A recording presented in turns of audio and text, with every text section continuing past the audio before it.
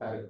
Recording එක දාන්න පරක්කු වුණා. හරිද? අපි ගාන පොඩ්ඩක් කතා කරගෙන ගියාම ආයෙ පොඩ්ඩක් මතක් කරන්නම්. මොකද අද වැඩිපුර ඉන්නේ රෙකෝඩින් ළමයි. හරිද? අනිත් අයටත් හොඳයි ඒක. හරි. මේක මොන කාල ප්‍රස්ථාරයක්ද? විස්ථාපන කාල ප්‍රස්ථාරයක්. මේක ප්‍රවේග කාල ප්‍රස්ථාරයක්. හරිද? එතකොට විස්ථාපන කාල ප්‍රස්ථාරයක පහේදී මීටර 10ක් ගිහිල්ලා. නේද? පහේදී 10ක් ගිහිල්ලා. එතකොට විස්ථාපනයේ වෙනස් වීමේ ශීඝ්‍රතාවය ප්‍රවේගය y කණ්ඩාංක බෙදීම y කණ්ඩාංක කියන්නේ 10 රින බිඳුව x කණ්ඩාංක කියලා කියන්නේ 5 රින බිඳුව 10 5 බෙදුවම උත්තර එනවා කීයද 2 ඉන්නේ ස්ක්‍රීන 1යි හරිද එතකොට මෙන්න මේකේ විස්ථාපනය තමයි වෙනස් වෙලා තියෙන්නේ එතකොට විස්ථාපනයේ වෙනස් වීමේ ශීඝ්‍රතාවය ප්‍රවේගය එතකොට දැන් මේ ප්‍රස්ථාරෙත් ඒ වගේමයි එතකොට මේකේ හැබැයි තියෙන්නේ ප්‍රවේගය කාලයත් එක්ක වෙනස් වීම. එතකොට මේකේ බිඳුවේ ඉඳන් 10 වෙනකම් වෙනස් වෙලා තියෙන්නේ මොකද්ද? ප්‍රවේගය තමයි වෙනස් වෙලා තියෙන්නේ. එතකොට ප්‍රවේගයේ වෙනස් වීමේ ශීඝ්‍රතාවය මොකද්ද? ත්වරණය. එතකොට 10 මේ 10ක් කියලා කියන්නේ බිඳුව 10 වෙලා. 10 වෙන බිඳුව බෙදීම 5 වෙන බිඳුව. ප්‍රවේග වෙනස බෙදීම කාලය. y කණ්ඩාංක බෙදීම x කණ්ඩාංක. එකම එක තමයි කියන්නේ. නේද? දැන් අපි ඇවිල්ලා ගණන් මේ ප්‍රස්ථාර ගණන් වලට කලින් මේ ප්‍රවේගය කිව්ව මොකද්ද? විස්ථාපනය බෙදීම කාලය. ඉතින් මේ ප්‍රස්ථාරෙත් ඒකම තමයි මේ y අක්ෂය කියන්නේ විස්ථාපනය x අක්ෂය කියන්නේ කාලය එකම එක නේද? ආකාර දෙකකට. ත්වරණය කියලා කියන්නේ ප්‍රවේග වෙනස බෙදීම කාලය. ප්‍රවේගය y කණ්ඩාංක කාලය x කණ්ඩාංක කියන්නේ මොකද ප්‍රස්ථාරයේ අනුක්‍රමණය වදාන්නකොට මෙන්න මේවා මෙතන y කණ්ඩාංක නේද? දැන් අපි හිතමු මෙතන y කණ්ඩාංක මේ පැත්තේ y කණ්ඩාංක හරිද?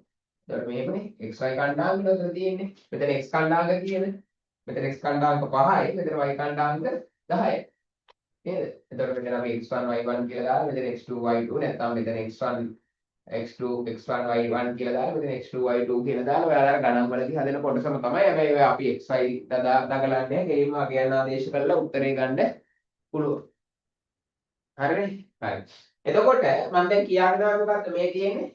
ඒකාකාර ප්‍රවේගය නිශ්චලයි විස්ථාපනය වෙනස් වෙන්නේ නැහැ මීටර 10 මේක තේරුම මීටර 10ට නතර වෙලා ඉන්නවා ඊට පස්සේ මෙතනදී වෙන්නේ මොන ප්‍රවේගයක්ද ඍණ ප්‍රවේගයක් ඇයි ආ ඍණ ප්‍රවේගයක් වෙන්නේ එයා දැන් 10 හිටපු එක්කෙනා ආයේ බිඳුවට ගිහිල්ලා ඒ කියන්නේ මෙයා ගමනක් ගිහිල්ලා 10ක් ගිහිල්ලා නතර වෙලා ඉඳලා ආයේ 10ක් ඇවිල්ලා ආයේ පටන් ගන්න දැන් තමයි ආපු චලිතයක් තමයි ඔය තියෙන්නේ ලොකු කතන්දරයක් නැහැ හරිද හරි එන්න විස්ථාපන කාලයේ කතන්දරය දැන් එයා එතකොට දැන් අන්තිමට එයා පටන් ගන්න තැනටම ඇවිල්ලා. හරි.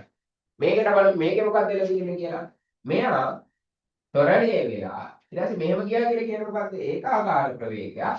ඊට පස්සේ මෙන්න මේක මේක මොකක්ද මේකේ? මේක නම් ඔයා දන්නවා කියපු ගමන් මන්දනය. හැබැයි ගොඩක් අය වරද්ද ගන්න තැනක් තමයි මේක දැක්ක ගමන් මන්දනය කියලා. නේ මේක දැකපු ගමන් මන්දනේ කියනවා නෑ මේක විස්ථාපන කාල ප්‍රස්ථාරයක මෙහෙම විරක් ආවා කියන එකේ තේරුම මන්දනේ නෙවෙයි එයා විරුද්ධ දිශාවට ගමන් කරනවා හැබැයි දැන් මේකේදී ඔයාලට තේරෙනවා මේක එයා 10 ms ශ්‍රේණියේ ඉඳන් මෙතන කියන 0 ms ශ්‍රේණියක වෙනකන් ගිහිල්ලා ඒ කියන්නේ අඩු වෙලා නේද එයාගේ ප්‍රවේගය අඩු කරගෙන අර නිකන් බ්‍රේක් ගැහුවා වගේ වැඩක් තමයි කරගෙන තියෙන්නේ හරිද එතකොට දැන් ඔයා දැන් මේක විරුද්ධ පැත්තට නෙවෙයි ගිහිල්ලා තියෙන්නේ. හරිද? මේකේ චලිතය ගත්තොත් එයා වේගය වැඩි කරගෙන ගිහිල්ලා ඊට පස්සේ එකම ප්‍රවේගයෙන් ගිහිල්ලා නේද? එකම ප්‍රවේගයෙන් ගිහිල්ලා ඊට පස්සේ බ්‍රේක් ගැහුවත් එයා යන්නේ ඉස්සරහටම තමයි. එතකොට මේක මේ අවස්ථා තුනේදීම ත්වරණයෙන් යන්නේ ඉස්සරහට ඒකාකාර ප්‍රවේගයෙන් යන්නේ ඉස්සරහට බ්‍රේක් ගැහුවත් යන්නේ එයා ඉස්සරහටම තමයි මන්දේ. එතකොට ඔයාට ප්‍රවේගකාර ප්‍රස්ථාරයක තව ලස්සන ගණන් වගේක් තියෙනවා හදන්න. ඔයාට ප්‍රවේගයේ කාල ප්‍රස්ථාරයක ගමන් කළ විස්ථාපනය හොයන්න ඕන නම් ඔයා මේ රූපේ වර්ගඵලය ගත්තා නම් හරි. මම මෙහෙම ගන්නම්. හරි. ඔයාට ඕනේ මුළු තප්පර පහේ ගමන් කළ දුර හොයන්න. මොකද කරන්නේ? මෙන්න මේ ත්‍රිකෝණයේ වර්ගඵලය හොයනවා. ත්‍රිකෝණයේ වර්ගඵලය හොයන්න දන්නවනවා භාගය වැඩි කිරීම, ආධාරකය වැඩි කිරීම, ලම්බ උස. ඒකාකාර ප්‍රවේගයෙන් කියපු එක අහනවා නම් ඔයාලට කරන්න තියෙන්නේ මොකද්ද? මෙන්න මේ කොටුවේ නැත්නම් ත්‍රිකෝණාශ්‍රයේ වර්ගඵලය හොයන්න. මෙතන අගයක් දෙනවනේ එතකොට. ඊට මන්දනෙන් ගමන් කළ දුර හොයන්න නම් ඔයාලට තියෙන්නේ මෙන්න මේ ත්‍රිකෝණයේ වර්ගඵලය හොයන්න. ඔයාට මුළු විස්ථාපනය අහනවා නම් ඔයාලට පුළුවන් එකපාරම ත්‍රපීසියමේ වර්ගඵලය හොයන්න. හරිද? එතකොට ප්‍රස්ථාරය අපිට එකපාරක් මට මතක හිටියේ 2017 ආවා මේ ප්‍රස්ථාරයක් විස්ථාපන කාල ප්‍රස්ථාරයක් දීලා මේ ටිකක් කිලෝමීටර ගණන් උත්තරයක් තියෙන එකක් තිබ්බේ. ඔයාලට මතක ඇති. ඒකේ දීලා ඒකේ අහලා තිබ්බ විස්ථාපනය කොච්චරද කියලා. හරිද? විස්ථාපන කාල ප්‍රස්ථාරයක් දීලා විස්ථාපනය අහලා තිබ්බා. මේව ගන්නකො උත්තරෙන්ද විස්ථාපන කාල ප්‍රස්ථාරයක් දීලා මෙන්න මෙහෙම විස්ථාපන කාල ප්‍රස්ථාරයක් දීලා හරිද? පද්‍යෝ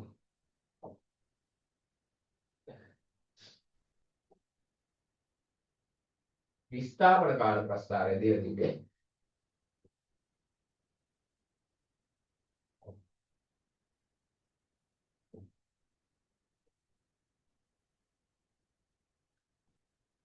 හරිද?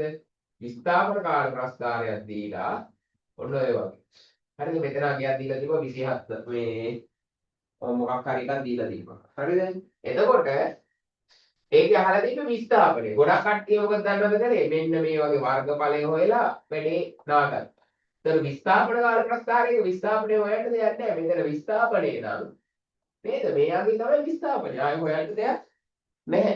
හරිද? එතකොට ඒ වගේම කපලා ගන්න එපා. ඒකටත් එක්ක තමයි මම මේ දෙකම ප්‍රස්ථාර දෙකම ඔයාලට එක ළඟ හදලා ඒක කියලා දුන්නා. හරිද? හරි. එතකොට මේ චලිතයේ ප්‍රශ්නයක් ආවොත් එහෙම හරි ලේසියෙන් උත්තර ලියන්න පුළුවන්. මේ මහා ලොකු දේවල් නෙවෙයි ඈ. මේ ලොකු දේවල් නෙවෙයි. හරිද? හොඳට ඔයා දත්ත ටික කියවලා දාගත්තොත් එහෙම ඔයාට ගාන හදාගන්න පුළුවන්. ප්‍රවේගය හොයන්නේ. මෙහෙමනේ. විස්ථාපනයේ බෙදීම කාලය. ඒතර ප්‍රස්ථාරයේ විස්ථාපනයේ බෙදීම කාලයක් කියලා කියන්නේ මොකක්ද කියන එක ඔයාලට තේරෙනවා. ත්වරණය කියලා කියන්නේ ප්‍රවේග වෙනස බෙදීම කාලය. නේද? එතකොට මේ වගේම ඔයාලට හදන්න පුළුවන්. තව මේක ඇසුරෙන් මේකත් එක්කම අහන්න තව ප්‍රශ්න ටිකක් තියෙනවා. හරිද? ඒකත් එක්කම අහන්න ප්‍රශ්න ටිකක් තියෙනවා. මම ඒකත් කියන්නම්. වාගේ අහන සමහරක් වෙලාවට ගම්ම්‍යතාවය. තමයි ගම්ම්‍යතාවය. ගාන ගම්ම්‍යතාවය කියලා කියන්නේ. ගම්ම්‍යතාවය. ගම්ම්‍යතාවය කියලා කියන්නේ P = MV නේ. එයාගේ ස්කන්ධයේ වැඩි කිරීම ප්‍රවේගය. P = MV නැත්තම්. හරිද? එයාගේ චලිතේ නවත්තන්න කොච්චර අපහසුද කියන විනුමන්නේ. එතකොට ගම්ම්‍යතාවයට බලපාන සාධක දෙක මොකද්ද? ස්කන්ධයයි ප්‍රවේගය. දැන් මේ වස්තුවක් නම් වාහනයක් නම් මේ ස්කන්ධය මොනවා වෙන්නේ නැහැ. ඒ තියෙන එක්කෙනාමනේ. හරිද? ඔන්න අපි තුන් ලෝරියක් යනවා. ඔය වගේවත් දෙන්න පුළුවන්. ලොරියක් යනවා. ලොරිය යනකොට මේ අතරමඟදී මොනවා හරි එකේ තියෙන මේ ලෝඩ් එක වැටෙනවා. එතකොට යාගේ ගම්ම්‍යතාවය මොකද වෙන්නේ? අඩු වෙනවා. නේද? මොනවා හරි ලොරියකට තව ස්කන්ධයන් පිරෙවුවොත් එහෙම යාගේ ගම්ම්‍යතාවය මොකද වෙන්නේ? වැඩි වෙනවා. එතකොට ඒක දැනෙන්න ඕන ගන්න. හරිද? එතකොට ස්කන්ධය දෙනවා. ඊට පස්සේ ප්‍රවේගයෙන් වැඩි කරනවා. නේ? එතකොට දැන් මෙතන ඔයාගේ මෙන්න මේ කාලය තුල ගම්ම්‍යතාවය ඇහුවොත් එහෙම ඔයා මොකද කරන්න තියෙන්නේ? දීලා තියෙන ස්කන්ධය 10 ms එකෙන් වැඩි කරන්න ඕනේ. එතකොට ඔයාට ගම්ම්‍යතාවයට අනිවාර්යෙන් ඒක ගෙන්න ඕනේ kg ms ඍණ 1. ඒ මොකද ඔයා ස්කන්ධය දානවා ප්‍රවේගය දානවා. පැහැදිලිනේ වැඩේ? හරිද? ගම්ම්‍යතාව. තවත් කතන්දරයක් අහනවා මේකේ මෙන්න මේ මෙහෙමත් අහනවා. ඔයාට අහනවා මේ මුල් තත්පර පහ තුළ මෙයා මත ක්‍රියා කරන අසමතුලිත බලය කොච්චරද කියලා. ඒ කියන්නේ දැන් ත්වරණයක් ඇති වෙන්න, ඒ කියන්නේ මේ A ඇති වෙන්න මොකක් ඇති වෙන්න ඕනේද? බලයක් ඇති වෙන්න ඕනේ. අපි දන්නවා නිව්ටන්ගේ දෙවන නියමය අනුව අපි යොදන බලයට අනුලෝමව සමානුපාතිකයි යාමත ඇතිවන ත්වරණය. ඊට පස්සේ අපිට මෙන්න මේක හදන්න පුළුවන්. අසමතුලිත බලය හොයන්න උනා සමානයි මොනේ දාලාද? MA දාලා. එතකොට ඒකෙන් ස්කන්ධයෙන් දෙනවා අපිට මෙතන ත්වරණය ගණනය කරන්න පුළුවන්. අපි කලින් ගණනය කරේ නේද? එතකොට ස්කන්ධය අනුව අපිට මේ දෙක ගුණ කරලා ඔයාට අසමතුලිත බලය අපිට ගණනය කරන්න පුළුවන්. හරිද? ඔන්න තවත් ඒ වගේම ප්‍රසිද්ධ ප්‍රශ්නයක්. දැන් මෙන්න මේ ඒකාකාර ප්‍රවේගයෙන් යනවා කියන්නේ මෙයාගේ අසමතුලිත බල නැහැ. නේද? අපි නිව්ටන්ගේ පළවෙනි නියමය අනුව දන්නවා වස්තුවක් කෙරෙහි බාහිර අසමතුලිත බලයක් ක්‍රියා කරන්නේ නැත්නම් එම වස්තු නිශ්චලතාවයේ හෝ ඒකාකාර ප්‍රවේගයෙන් චලනය වෙමින් පවතී. එතකොට දැන් මෙයා ඒකාකාර ප්‍රවේගයෙන් යනවා කියලා කියන්නේ මෙයාගේ බාහිර අසමතුලිත බලයක් නැත. මොකද්ද? බාහිර අසමතුලිත බල නැත. හැබැයි බල තියෙනවා. දැන් අපි හිතමු මෙන්න මේ වාහනයක් කියලා. එතකොට වාහනේ ඉදිරියට බලයක් තියෙනවා. හැබැයි ඒ වගේම පිටුපසට බලයකුත් තියෙනවා. ඒ දෙක සමාන වෙලා හින්දා මොන බලයක් නැද්ද? අසමතුලිත බලයක් නැද්ද? තේරෙනවද? අසමතුලිත බලයක් නැහැ. සමහර වෙලාවට මේ වෙන දෙනවා මෙහෙම දෙනවා. මේ අවස්ථාවේදී වාහනය මත ක්‍රියා කරපු බලය නිව්ටන් 2000යි. එහෙනම් වාත ප්‍රතිරෝධ කියලා බල තිබ්බේ නැහැ. ඝර්ෂණ බලය කොච්චරද කියලා. එතකොට ඔයාලට තේරෙනවා ඒකාකාර ප්‍රවේගයෙන් යන්න නම් සංප්‍රයුක්තය ශුන්‍ය වෙන්න ඕනේ. එහෙනම් ඉස්සරහට 2000යි නම් පිටුපසට 2000යි. දැන් ඕවා දන්න කට්ටියට වෙලා යන්නේ නැහැ. නේද? ගණන් හදන්න තියන්නේ සමහරක් අය හිතනවා හදන්න ඕනේ කියලා. නේද? දැන් ඒකාකාර ප්‍රවේගයෙන් යනවා නම් බාහිර සමතුලිත බලයක් නැත. නේද? බාහිර සමතුලිත බලයක් නැහැ. හැබැයි වාහනේ එන්ජිමෙන් අපි මේ බලයක් යොදනවනේ. හැබැයි ඒ බලයට අර පිටිපස්සට යොදන බලයට සමාන වෙනවා. ඒකට සංප්‍රයුක්තය ශූන්‍යයි. හරි. ඔන්න ඒකේ ගොඩක් කාරණා කිව්වා. ඒතර මම ඔයාලට කියන්නේ අද විෂය කර්ම මතක් කරන දවසක් කියලා. පොඩ්ඩක් ආයේ ඔයාලට අත්‍යවශ්‍යම චලිතය, ගම්මිතාවය, ඊට පස්සේ නිව්ටන් නියමත් මතක් වුණා. ඊට පස්සේ මේ ඔය ටික අපි කතා කරා. හරිද? ඒකෙත් බලන්න ඕකේ ඔය වගේ ගානක් ආවොත් ලේසියෙන්ම හදන්න පුළුවන්ද කියලා. ලේසියෙන් හදන්න පුළුවන් හිස්තැන් නම් තියන්න එපා ඈ.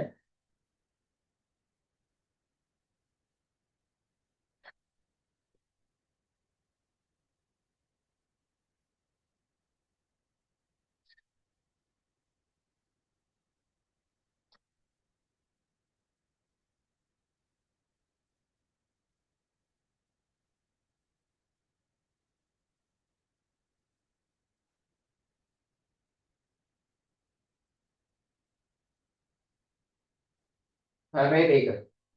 පොඩ්ඩක් ඉන්න කට්ටිය සපෝට් එකක් දෙන්න අද අතිරේක වෙලාවකදී දැම්මේ මේ දැන් එහෙම දාන්නත් හේතුව මේ දැන් පොඩි අනිත් හෙටින් පස්සේ පන්ති කරන්න බෑනේ. ඉතින් සමහරක් අය කියන ඔන්ලයින් නම් කරන්න පුළුවන් මෙහෙමයි කියලා.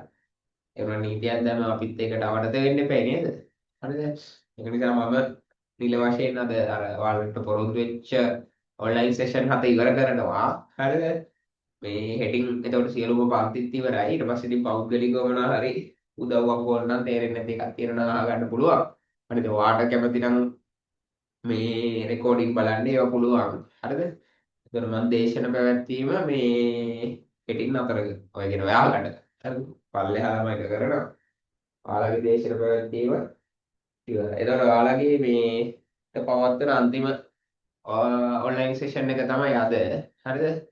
මේ ඒ කියන්නේ මේ හැංගීමෙන් බලන අන්තිම එකනේ. ඊට පස්සේ ඇවිල්ලා ආසීතුරුත් ඇවිල්ලා නිකන් අනේ අපේ ඉස්සර පන්තිය කියලා බලයි. ඒ වුණාට ඉතින් එතකොට අර මේ හැංගීමෙන් බලන්නේ නැහැනේ. නේද? එතකොට තියෙන වෙනමම මේකක් නේ. නේද? අර අපි ඉස්සර ඉගෙන ගත්තේ මේ දැන් A level ගුරුවරුන්ගේ එහෙම වීඩියෝස් යති දැන් බලනවා. හරිද?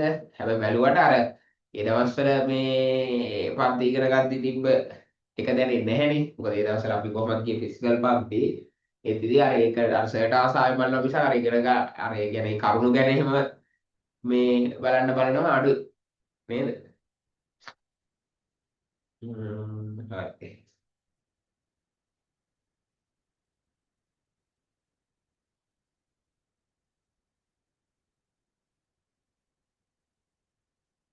හරි ඒ ටික හරි නේද? හරි ඔන්න එතකොට ඒ ටික ලොකු කතන්දරයක් ඈ. මේ ගම්‍යතාවය આવොත් අසමතුලිත බල આવොත් ඒව නම් නොලිය ඉන්න එපා ඈ. දැන් ළමයිගේ මම පේපර්ස් දැන් අන්තිම දවස්වලත් මම පේපරයක් දීලා මේ බලලා දුන්නනේ ඔයාලට නේද? එතකොට ඒකේ ඇවිල්ලා ඇත්තටම මේ ඒ කියන්නේ නිකන් දෙන බලෙන් දෙන ලකුණු ටිකක් ගත්තේ නැති ළමයි හිටියා නේද? ගම්‍යතාවය හොයලා නැහැ. සමහරක් වෙලාවට මේ අර මගේ පේපරේ ගම්‍යතාවය හොයන්න ග්‍රෑම් ගානක් දීලා තිබ්බේ. එතකොට ග්‍රෑම් ගාන ඔහේ ආදේශ කළා මෙතෙන්ට. හරිද? ඒක හැම වෙලේම කිලෝග්‍රෑම් වලින් අපි හිතන්නකෝ මේ මොකද්ද ග්‍රෑම් 500යි කියලා තිබ්බොත් මෙතන 500යි කියලා දාලා හදන්නේ නැහැ නේ 500 වෙනීම 1000 දාන්න ඕනේ. නේද? ඊට පස්සේ අපි ගත්තොත් එහෙම මෙතන තිබ්බොත් එහෙම ග්‍රෑම් 50යි කියලා 50 දාලා ආදේශ කරන්නේ නැහැ 50 1000ක් බෙදන්න ඕනේ. නේද? එතකොට ඒවා කල්පනා කරන්න ඕනේ. නැත්නම් මේ ඔහේ ආදේශ කරන්නේ නැහැ. නේද? කිලෝග්‍රෑම් වලින්ම දෙන්නේ නැහැ නේ සමහරක් වෙලාවට. එතකොට ආමතක තියාගන්න ඕනේ එම්ට අනිවාර්යයෙන් කිලෝග්‍රෑම් වලින් දාන්න ඕනේ. V නම් MS ශ්‍රේණියකින් දාන්න ඕනේ. හරිද? ඒතර මෙතනත් එහෙමයි. මෙතනත් ස්කන්ධය කිලෝග්‍රෑම් වලින් දාන්න ඕනේ. තවර වාහනයක් වගේ නම් කිලෝග්‍රෑම් 2000යි 3000යි කියලා දුන්නොත් අවුලක් නෑ 2000ම දාන්න. සමහරක් කට්ටිය අම්මෝ ලොකු වැඩි වගේ කියලා ඒකත් බෙදලා දානවා. ඒක කිලෝග්‍රෑම් වලින් තියෙන්නේ. නේද? ඒවා බෙදන්න යන්න එපා. හරිද? හරි. ඒ වැඩේ හරි. හරි. ඊට පස්සේ මේ තව අපිට පොඩි කතන්දරයක් කියනවා අර බල සමතුලිතතාවය. නේද? බල සමතුලිතතාවය. අපි හිතමු මෙන්න මෙහෙම මෙයාව තියෙනවා මේ මේසයක් මත. හරිද? හරි. නිකන් මේ නිශ්චලයිනේ. නිශ්චලයි නම් මෙයා සමතුලිතයි නේ. හරිද? නම් සමතුලිතයි. එතකොට අපි මෙයාගේ බර මාක් කරන්නේ මෙයාගේ ගුරුත්ව කේන්ද්‍රය. බර මාක් කරන්නේ ගුරුත්ව කේන්ද්‍රය. හරිද? ඔහොම. W. මම තව එකක් අහන්න. මේවත් දාන්න යන සමහර බල මාක් කරන්නේ වෙනවනේ හරි. හැබැයි ඔයාලට ඔක මෙහෙම දාන්නත් පුළුවන්. මෑන්තේ ගුරුත්ව කේන්ද්‍රයෙන් බල මාක් කරන්නේ. එයාගේ මෑන්තේ ලක්ෂයකින් ඔන්නම. ඔහොම මාක් කරනවා. හරි. ඊට W හරි ඊට පස්සේ දැන් W නම් මෙයාව පටන් ගන්න එපැයි. හැබැයි මෙයාව නිශ්චල මෙහෙම තියන්නේ මොකක් හින්දාද? අභිලම්බ ප්‍රති මේ පෘෂ්ඨ වලින් ඉහළට එදෙන බලය නිසා. ඒකට අපි කියනවා මොකක් කියලාද? R අභිලම්බ ප්‍රතික්‍රියාව. මෙන්න මෙතනින් මාක් කරන්න ඕනේ. R අභිලම්බ ප්‍රතික්‍රියාව. හරිද? දැන් ඔය බල ලකුණු කරන්න ඔය ඊතර දෙක ගන්න ඒවා සමහරක් කට්ටිය කරන්නේ නැහැ. හරිද? එතකොට පෘෂ්ඨයක් මත නිශ්චලව තියෙන එක අපි ওই විදිහට තමයි අඳින්න ඕනේ. අපි හිතමු මිනිස්සෙක් හිටන් ඉන්නවා කියලා. හරි. මෙන්න ඉන්නවා මිනිස්සෙක්. ඔහොම කකුල් දෙකක් තියෙනවනේ. හරි. එතකොට අපි යාගේ බර මාක් කරනකොට පුරිය හරිය වගේ දාමු යාගේ මොකද්ද? බර. බර කියලා මම ලියන්නම්කෝ බර. නැත්නම් W කියලා. හරි. මෙයා පොළවේ ඉන්නේ. හරි. මම උන්ට පොළවේ ඇවිල්ලා. මෙයාගේ අභිලම්බ ප්‍රතික්‍රියාව මෙතනින් දාන්න බෑ. හරිද? ස්පර්ශ පෘෂ්ඨයකින් දාන්න ඕනේ. නේද? පාද දෙකකින් නම් ඉන්නේ ස්පර්ශ පෘෂ්ඨයකින් දාන්න ඕනේ. එතකොට මෙතනින් යාට එන්න බෑ. දැන් සමහරක් අය මෙතනින් මාක් කරනවා. එතකොට වැරදි. ඔයා දාන්න ඕනේ. මෙන්න මෙතනින් එකයි. මෙතනින් එකයි. එතකොට R1 R2. එතකොට මෙයාගේ W කියන බරට සමාන වෙන්නේ R1 ධන R2. හරිද?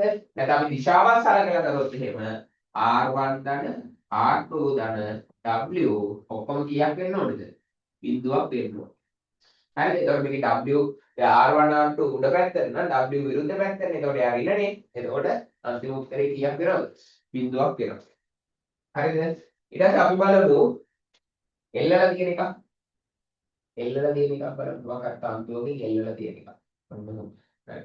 මේකෙන් මොකද වෙන්නේ? මෙයාගේ බර පල්ලෙහාට. බර නැත්නම් W පල්ලෙහාට තන්තුවෙන් ඉහළට ආකෘතිය. නේද? ආකෘතිය. දෙකෙන්ම ලිව්වා සිංහලෙන් කිව්වා සංකේතෙත් ආකෘතිය. හරි. එතකොට ඔය බල දෙක යටතේ තමයි යා මොනවා වෙන්නේද? සමතුලිත වෙන්නේ. එතකොට බල දෙකක් යටතේ සමතුලිත වෙන්න බල දෙක මොකක් වෙන්න ඕනේද? විශාලත්වයෙන් සමාන වෙන්න ඕනේ. දිශාවෙන් ප්‍රතිවිරුද්ධ වෙන්න ඕනේ. බල දෙක ඒකරේඛීය වෙන්න ඕනේ. බල දෙක ඒකරේඛීය වෙන්න ඕනේ. ඔයා හිතන්න දැන් මේක තුලිත් මේක මෙහෙම සමාන වුණොත් විතරයි මේක සමතුලිත වෙන්නේ. හැබැයි ඔයා හිතන්න මෙහෙම දාලා මේ බලේ මෙහෙම දානකොට මේ දෙන්න සමානයි කියලා හිතන්නකෝ. ඒත් වැඩක් නෑ. මෙයා මොනවා වෙන්න බලනවද? මෙයා මෙන්න මෙහෙම කරකවෙන්න බලන. නේද? එතකොට එයා සමතුලිත නැත.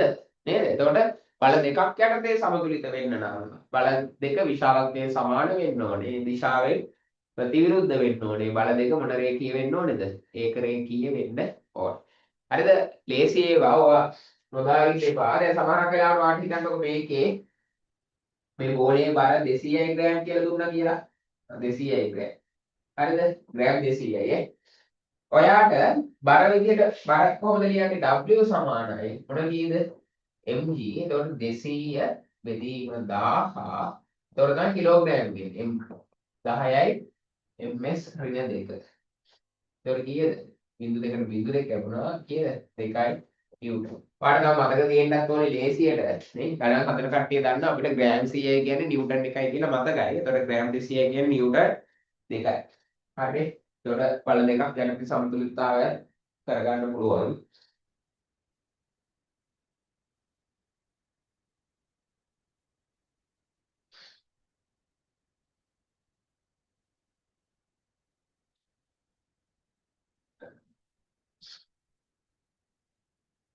ඊට පස්සේ සමාන්තර බල යටතේ මේවා වෙන්නේ කොහොමද?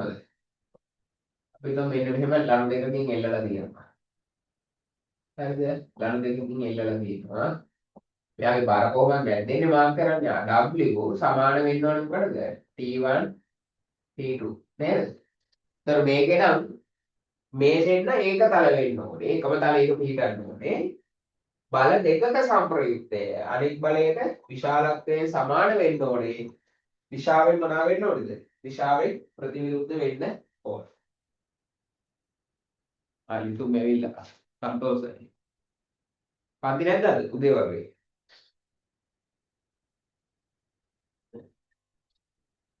හා පන්ති නැද්ද උදේ වගේ? හරි. ආගන්න එතකොට හරි සමානයි නේ. හරි. එතකොට දැන් මම ඊළඟට සමාන්තර නොවන බල තුනක් ගන්නවා. හරි. අපි තුමාට පිටුරයක් එල්ලලා වගේ තියෙන එකනේ. එතකොට මෙහෙම මේව මම පන්තිර සෑහෙට කියලා තියෙනවා. එතකොට ඔහොම තියෙද්දි මෙයාගේ බර කොහොමත් පල්ලෙහාට මෙන්න ආකෘති බල දෙක තියෙන මෙහෙම T1 T2.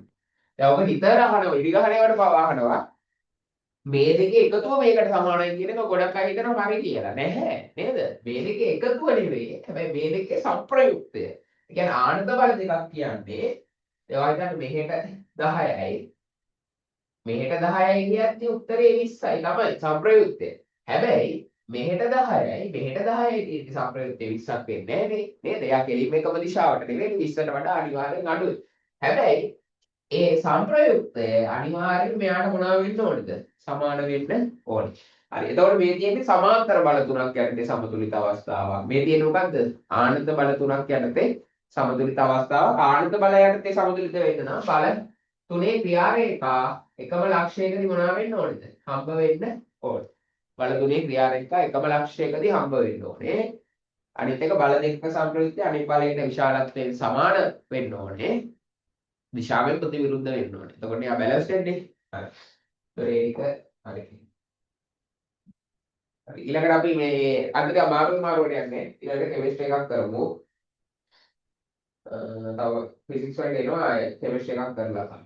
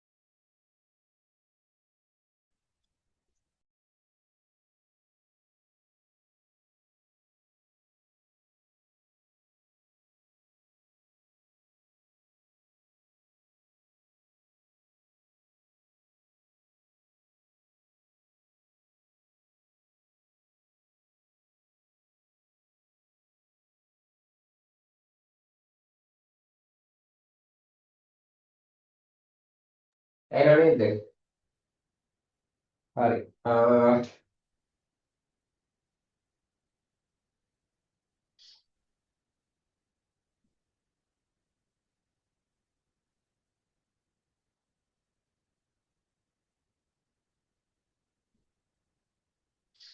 හරි.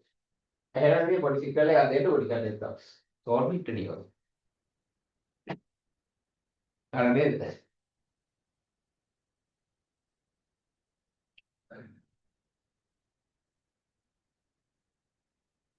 කියන්නකො මම පටන් ගන්න.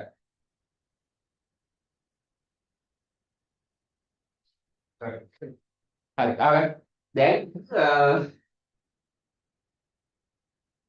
කෙමිස්ට්‍රි වල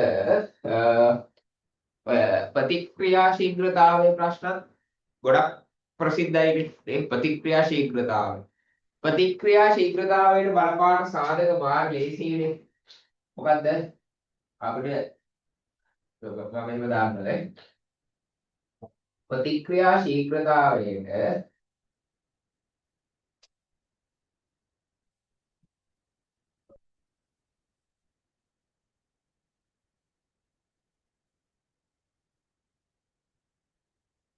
හරිද? අපි හිතමු දෙකටම හයිඩ්‍රොක්ලෝරික් දානවා. එකකට කුණු ගල් කැට දානවා. අනිත් එකට කුණු ගල් ඩස්ට් එක නැත්නම් කුඩු විදිහට දානවා. දෙන්නටම දාන්නේ එකම ප්‍රමාණය. හරි. දැන් ඔයාලට කොහොමද තේරෙනවා මේ දෙකේ ප්‍රතික්‍රියා ශීඝ්‍රතාවය වැඩි කාගේද? කාගේද? මේ කුඩු දාපු අවස්ථාව. හැබැයි කුඩු දාපු අවස්ථාවේ ඔයා මතක තියාගන්න ඕනේ ප්‍රතික්‍රියකවල වර්ගඵලය කියන්නේ පෘෂ්ඨ වර්ගඵලය අඩු නෙමෙයි වැඩි වෙනවාද? මොකද තව පෘෂ්ඨ එළියට දිලා වලදී උනා. පෘෂ්ඨ වර්ගඵලය වැඩි. එතකොට රසායනික ප්‍රතික්‍රියාවක ශීඝ්‍රතාවය කෙරෙහි මොකක් බලපානවද? පෘෂ්ඨ වර්ගඵලයෙන් බලපාන. එතකොට ප්‍රතික්‍රියාවක් කියලා කියන්නේ මොනවද? ප්‍රතික්‍රියාවට කලින් තිබ්බේවට අපි කියනවා ප්‍රතික්‍රියක පස්සේ හැදිච්ච ඒවාට කියනවා ඵල කියලා. එතකොට ප්‍රතික්‍රියක යහපැත්ත මොකද්ද? ඵල. එතකොට අපිට ප්‍රතික්‍රියාවක ශීඝ්‍රතාවය හදන්න ඕනේ නම් ප්‍රතික්‍රියාවක ශීඝ්‍රතාවය ඔයාට හදන්න ඕනේ නම් ඔයාට ආකාර දෙකක් තියෙනවා. එක්කෝ වැය වූ ප්‍රතික්‍රියක ප්‍රමාණය නැත්නම් නිපද වූ ඵල ප්‍රමාණය. ඒක පරීක්ෂණයෙන් පරීක්ෂණයට අපිට මේ යොදා ගන්න හැටි වෙනස් වෙනවා. දැන් අපිට මේකේ බලන්න පුළුවන් කුණු ගල් කැපටි ක්ෂය වෙන්න ගතවන කාලය ගත්තා නම් එතකොට වැය වූ ප්‍රතික්‍රියක ප්‍රමාණය. එතකොට අපි මේකේ වායුව ක්‍රැෂ් කරගන්නවා නම් අපිට ලියන්න පුළුවන් නිපද වූ ඵල ප්‍රමාණය. හරිද? ඒ වගේ අපිට ගැළපෙන විදිහට වෙනස් කරගන්න පුළුවන්. හරි අපි දාමුකෝ වැය වූ ප්‍රතික්‍රියක. වැය වූ ප්‍රතික්‍රියක ප්‍රමාණය. වැය වූ ප්‍රතික්‍රියක ප්‍රමාණය බෙදන්න ඕනේ මොකද්ද? ගත වූ කාලය. හරි. එතකොට මේක දුන්නම ඔයාලට හදන්න පුළුවන් වැය වූ ප්‍රතික්‍රියක ප්‍රමාණය යාලා ග්‍රෑම් වලින් මිලිලීටර් වලින් ඕන එකකින් දෙන්න පුළුවන්. අපි හිතමු ග්‍රෑම් 5යි කියලා දුන්නා කියලා. හරිද? ඒකට තප්පර 5ක් ගියා කියලා හිතමුකෝ. එතකොට ඔයාලට මේක ඒකක තප්පරයට ග්‍රෑම් 1යි. හරිද? ඒගොල්ලෝ දීලා තියෙන එකක වලින්ම අපිට මේ ප්‍රතික්‍රියාවක ශීඝ්‍රතාවය දාන්න පුළුවන්. හරිද? දැන් සමහරක් වෙලාවට මිනිත්තු 2යි වගේ තිබ්බම මේ මිනිත්තු 5යි වගේ තිබ්බොත් එහෙම මේ තප්පර කරගෙන ගොඩාක් ලොකු දශම ස්ථාන වලට යන්න ඕනේ නැහැ. ඒතකොට මෙතන මිනිත්තුවට ප්‍රතික්‍රියක ප්‍රමාණය වුණත් අපිට දාන්න පුළුවන්. හරිනේ? හරි. ඒ ටික හරි. දැන් මේක එකක් මොකද්ද මම කතා කරේ? මේ කතා කරේ පෘෂ්ඨ වර්ගඵලයනේ. ප්‍රතික්‍රියාවක ශීඝ්‍රතාවයට බලපාන මොන වර්ගඵලයද? පෘෂ්ඨ වර්ගඵලය ගැන තමයි කතා කරන්නේ. ඊට පස්සේ ඔයා හිතන්න මේකේ මම මේකටත් මම ඔයාලට දාන්නේ කැටමයි. එක පරීක්ෂණයක ඔක්කොම ටික කරනවා. මේකටත් එයාම තමයි දාන්නේ. හරිද? හැබැයි මේ හයිඩ්‍රොක්ලෝරික් දෙකේ එකක සාන්ද්‍රණය මම දානවා 1 ඝන ඩෙසිමීටරයට මවුල. මේක දානවා 0.5යි ඝන ඩෙසිමීටරයට මවුල. එතකොට අපිට තේරෙනවා මෙයාගේ සාන්ද්‍රණය වැඩි. එතකොට සාන්ද්‍රණය වැඩි නම් ඉක්මනට ප්‍රතික්‍රියා කරන්නේ මෙයා. හරිද? නැත්නම් ඔයාලට තව ටිකක් මේව දෙන්න පුළුවන්. මේක ඇවිල්ලා ජලයේ මෙච්චරක් දාලා ඊට පස්සේ හයිඩ්‍රොක්ලෝරික් මෙච්චරක් දැම්මා කියද්දිත් ඔයාලට තේරෙනවා ජලයේ වැඩිපුර දාලා නම් එයාගේ සාන්ද්‍රණය අඩු වෙනවා. එතකොට සාන්ද්‍රණය වැඩි නම් ඒ ප්‍රතික්‍රියා ශීඝ්‍රතාවය වැඩි වෙනවා. හරි. එතකොට දැන් එකක් කියමු මොකද්ද? ප්‍රතික්‍රියකවල පෘෂ්ඨ වර්ගඵලය. නේ? ප්‍රතික්‍රියකවල පෘෂ්ඨ වර්ගඵලය. ඊළඟ එක කියමු මොකද්ද? ප්‍රතික්‍රියකවල සාන්ද්‍රණය. සාන්ද්‍රණය. හරි. අනිත් එක තමයි අපි හිතමු දැන් මේ දෙන්නම සමාන කරනවා. මේකත් මම දානවා ඒක සමාන කරනවා. හරි. මම මෙයාව සෙල්සියස් අංශක 25 දී වැඩේ කරනවා. මෙයාව සෙල්සියස් අංශක 75 දී කරනවා. එතකොට ඔයාලට තේරෙනවා 25 කට වඩා 75 දී එයා ඉක්මනට ප්‍රතික්‍රියා කරනවා. හේතුව හවුවොත් කියන්න පුළුවන්. උෂ්ණත්වය වැඩි නම් මොන ශක්තිය වැඩිද? චාලක ශක්තිය වැඩි අංශු වල. එතකොට ගැටීම් වැඩි. ප්‍රතික්‍රියාවක් වෙන්න නම් අංශු අතර මොකක් වෙන්න ඕනේද? ප්‍රතික්‍රියක අංශු අතර ගැටීමක් වෙන්න ඕනේ. එතකොට ගැටීමක් වෙන්න උෂ්ණත්වය වැඩි වුණාම චාලක ශක්තිය වැඩි. එතකොට ගැටීම් සංඛ්‍යාව වැඩි. එතකොට හේතුවක් අහන්න පුළුවන්. එතකොට හැම එකටම ඒ හේතුව ගැලපෙනවා. ඒ කියන්නේ ප්‍රතික්‍රියාවක් වෙන්න නම් අංශු අතර ගැටීම් වෙන්න ඕනේ. එතකොට ගැටීම් සංඛ්‍යාව වැඩි වෙනවා නම් ප්‍රතික්‍රියා ශීඝ්‍රතාවය වැඩි වෙනවා. එතකොට පෘෂ්ඨ වර්ග බලය වැඩි වුණාම මොකද වෙන්නේ? ගැටීම් සංඛ්‍යාව වැඩි. සාන්ද්‍රණය වැඩි වෙනවා කියන්නේ ප්‍රතික්‍රියක අංශු වැඩි. එතකොටත් ගැටීම් සංඛ්‍යාව වැඩි. හරිද? ඊට පස්සේ අපි දැන් උෂ්ණත්වය ගත්තොත් උෂ්ණත්වය වැඩි වුණාම චාලක ශක්තිය වැඩි කියන්නේ ගැටීම් සංඛ්‍යාව වැඩි. අන්තිම එක මොකද්ද? පැත්තෙන් සපෝට් එක දෙන එක කියලා. කවුද? උත්ප්‍රේරක. නේද? උත්ප්‍රේරක කියලා කියන්නේ රසායනික ප්‍රතික්‍රියාවක ශීඝ්‍රතාවය වැඩි කරනවා. හැබැයි එයා රසායනික ප්‍රතික්‍රියාවේදී වැය වෙන්නේ නැති එක්කෙනෙක්. එතකොට අපි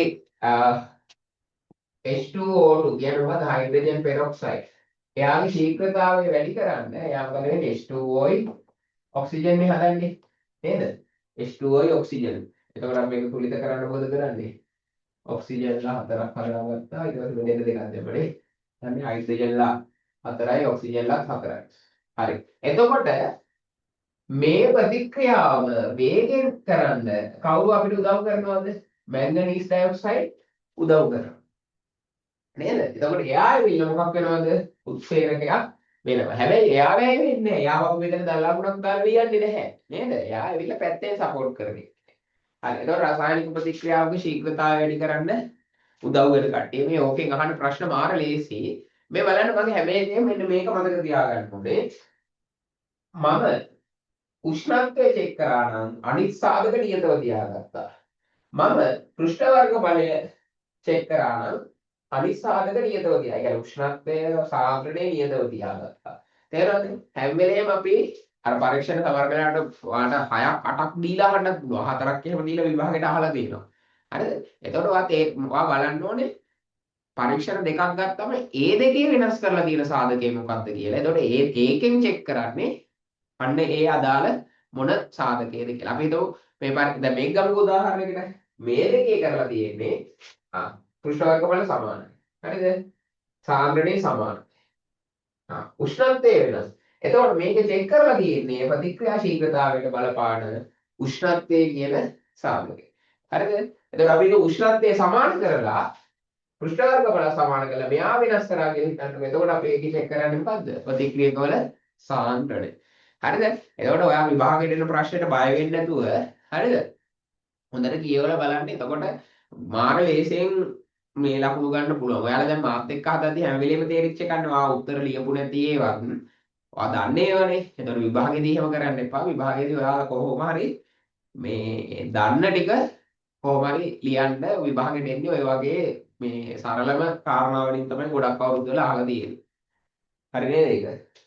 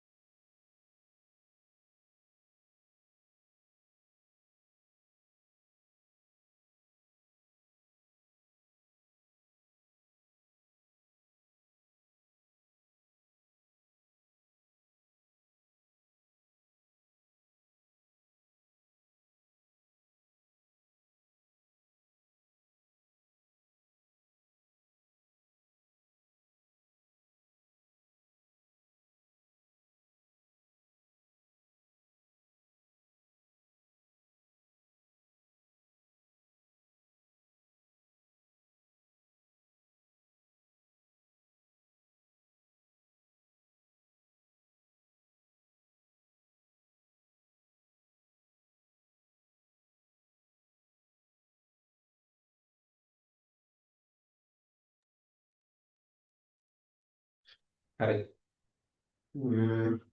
හරි කොහොමද ඒක ටිකක් ඉවරයි වැඩක් කොටසක්. ඊට පස්සේ අර ගොඩක් කට්ටිය ආයෙ වගේ එනවනේ. ගොඩක් කට්ටිය ආයෙ වගේ අහලා තිබ්බ මේ අර විද්‍යුත් රසායනයේ සම්බන්ධ කොටස් ටික. හරිද? මම ඒකත් පොඩ්ඩක් ඔයාට තුනකින්ම කියලා දෙන්නම් නේ. කොටස් තුනකින් කියලා දෙන්නම්. එකයි මේක පාඩම් දෙකයි තුනක් ඇන්දේ නැත්නම් දෙකයි තියෙන්නේ. මම තුනක් ඇන්දේ කියලා මම කියලා දෙන්නම්. හරි. ඊට පස්සේ මම පළවෙනි එක විද්‍යුත් රසායනික කෝෂයක්. අපි ඒකට ගමු වාට තියෙන සරලම එක්කෙනා මොකද කොපර් දහඩුවයි කොපර් දහඩුව අනිත් එකට සිංක් දහඩුව. හරිද? කොපර් දහඩුව සිංක් දහඩුව. ඊට පස්සේ ඒතර මේක ඇවිල්ලා මේ හොඳට බලාගන්න. දැන් මේක ඇවිල්ලා මේකට විදුලිය සපයන්නේ නැහැ අපි. හරිද? මේකෙන් අපිට විදුලිය ලබා ගන්න තමයි බල්බ් එකක් දාන්න ඇමීටරයක් හරි මොකක් හරි අපිට දාලා අපි ලෝකෙ විදුලිය ලබා ගන්න පුළුවන්. හරි. මම මේකට දානවා තරංග සල්ෆියුරික් ආම්ලය. මොකද H2SO4. හරි. මම කිව්ව මේක සිංක් කියලානේ. සිංක්. පොඩක් පැත්ත මාරු කරලා යන්නේ ඈ. කොපර්. ගොඩක් වෙලාවට එහෙම කියන්න බෑ නේ. සිංක් සමහර කඩේ වම් පැත්ත දකුණු පැත්ත කියලා මතක තියාගෙන ඉන්නවනේ. එහෙම කියන්න බෑ. හරි. දැන් ඔයා දන්නවා මේකේ ෂෙයා වෙන්නේ මොකද්ද? ආය අහන්න දෙයක් නැහැ. ෂෙයා වෙන්නේ මොන තහඩුවද? මෙන්න මේ සිංක් තහඩුවනේ ෂෙයා වෙන්නේ. හරිද? මෙයා ෂෙයා වෙනවා. කොහොමද අපි ෂෙයා වෙන එක කියලා හොයන්නේ? ෂෙයා වෙන එක කියලා හොයන්නේ සක්‍රියතා ශ්‍රේණියේ සක්‍රියතාවය වැඩි එක්කෙනා තමයි ෂෙයා වෙන්නේ. එතකොට ඔයාට තේරෙන්න ඕනේ කොපර් යකඩත් එක්ක දැම්මත් යකඩ ෂෙයා වෙන්නේ. හරිද? සිංකුයි යකඩයි දැම්මොත් එතකොට සිංක් ෂෙයා වෙන්නේ. හරිද? සක්‍රියතා ශ්‍රේණිය අනුව අපිට ෂෙයා වෙන එක්කෙනා හොයාගන්න පුළුවන්. මේකනේ අපි අර සරල කෝෂය කියලා කියන්නේ. මේ දැන් මේකේ ටිකක් ඔයා අමාරුයි කියන ප්‍රශ්නයකට තියෙන්නේ මෙයාව. නේ කියන්නේ අර මොකද්ද? මේකේ රසායනික සමීකරණය නැත්නම් අර්ධ ප්‍රතික්‍රියාවලිය යන්නේ. මේ සිංක් ෂෙයා වෙන එක මහලු කියන්නේ මෙන්න සිංක් හිටියා. හරිද? එයා ඝන S solid. හරිද? ඊට පස්සේ එයා මොකද වෙන්නේ? දැන් එයා සිංක් 2+ විදිහට ද්‍රාවණගත වෙලා ඉලෙක්ට්‍රෝන දෙකක් يعني සංයුක්තාවය අනුව ඉලෙක්ට්‍රෝන දෙකක් පිට කරනවා. හරිද? එතකොට ඒ තරම් ලේසි කතන්දරයක්. හරිද? එතකොට ඒ හරි. ඊට පස්සේ දැන් මෙයා මේ පිට කරන ඉලෙක්ට්‍රෝන ටික මේක දිගේ යන නිසා තමයි මේකේ මොකක් ඇති වෙන්නේද? ධාරාවක් ඇති වෙන්නේ. එතකොට ඉලෙක්ට්‍රෝන යන්නේ මෙහෙට. ඒක නිසා මෙයා ඍණාග්‍රේ මෙයා ධනාග්‍රේ. කවුරු හරි අහුවොත් ධාරාව යන්නේ කොහෙටද කියලා. ධාරාව යන්නේ මෙහෙට. මොකද ධාරාව යන්නේ ධනාග්‍රේ ඉඳන් ඍණාග්‍රේ. හරිද? එතකොට දැන් මේකේ උනේ ඉලෙක්ට්‍රෝන මොනවා වුණාද? මේකේ ඇවිල්ලා ඉලෙක්ට්‍රෝන ඔක්කොම මේ ඉලෙක්ට්‍රෝන ෂෙයා වුණානේ ගෙවුණානේ. ඉලෙක්ට්‍රෝන ඉවත් වුණා. එතකොට ඉලෙක්ට්‍රෝන ඉවත් වුණා කියලා කියන්නේ ඔක්සිකරණය. දෙකයිනේ දෙන්නේ ඔක්සිකරණය. හරිද? ඔක්සිකරණයක් වුණා කියලා කියන්නේ මෙයා මොකක්ද? ඇනෝඩයක්. ඇනෝඩයක්. එමුක මකන්නකො. දැන් දෙමදිය. හරිද? ඇනෝඩයක්. හරිද? හරි ඔක්සිකරණයක් ඇනෝඩයක්. හරිද? ඊට පස්සේ දැන් මේක මොකද්ද වෙන්න ඕනේ? මේක ඇවිල්ලා දැන් මේක තැනක ඔක්සිකරණයක් වෙනවා නා අනිත් තැනක ඔක්සිකරණයක්. කියන්නේ මේක ඉලෙක්ට්‍රෝන ලබා ගැනීම. දැන් ඉලෙක්ට්‍රෝන ටික ගිහිල්ලා දැන් මෙතන ඉලෙක්ට්‍රෝන ටික එකතු වුණාම ද්‍රාවණයේ තියෙන H+ අයන ද්‍රාවණයේ තියෙන H+ උයි SO4 2- නේ H+ අයන මෙතන දාන්න H+ අයන ඉලෙක්ට්‍රෝන අරගෙන මොන වායුව හදනවද? හයිඩ්‍රජන් වායුව හදනවා. හරිද? මේ කියන්නේ මොකද? හරිද? ඒ වායු උඩු පිට වෙනවා වෙන්නේ ඒකයි. නේද? H+ අයන අපිට එයාගේ දෙන්නේ මොකද්ද කියලා අහුවනේ ඉලෙක්ට්‍රෝන අරගෙන මොන වායුව හදනවද? H2. එතකොට H+ අයන ඇත්තට මෙතන තියෙන ජලීය ද්‍රාවණේ. ඊට පස්සේ H2 කියන්නේ ගෑස් එකක්. මෙතන හයිඩ්‍රජන්ලා දෙන්නෙක් හින්දා මෙතෙන්ට දෙකයි. එතකොට මෙතෙන්ට දෙකයි. ප්ලස්ලා දෙන්නේ එතකොට නේද? හරි. එතකොට ඒක මොකද්ද? එතනදී උනේ මේ ඉලෙක්ට්‍රෝන ගත්තා. ඉලෙක්ට්‍රෝන ගත්තා නම් ඔක්සිහරණය වුණා නම් එතන මොකද්ද? කැතෝඩ් එක. කැතෝඩ් එක. මේ ආන්නකෝ R AC කියලා කියන්නේ දැන් ඔයාට එක්ක මෙතන සිංක් වෙනකොට යකඩ එන්න පුළුවන්. හරිද? එතකොට යකඩ આવොත් එහෙම මෙතන යකඩේ මේ FE දාන එක විතරයි වෙන්නේ. හරිද? යකඩ දාලා ලියන්න තියෙන්නේ FE2+ කියලා දාලා මේකම සිංක් වෙනකොට යකඩ આવොත් එච්චරයි වෙනස්කම වෙන්නේ. හරිද? හැබැයි දැන් මේක සිංක් ඇවිල්ලා මේක යකඩ වුණොත් එහෙනම් මේක වෙනස් වෙන්නේ නැහැ. ඒ ඡය වෙන්නේ සිංක්ම තමයි.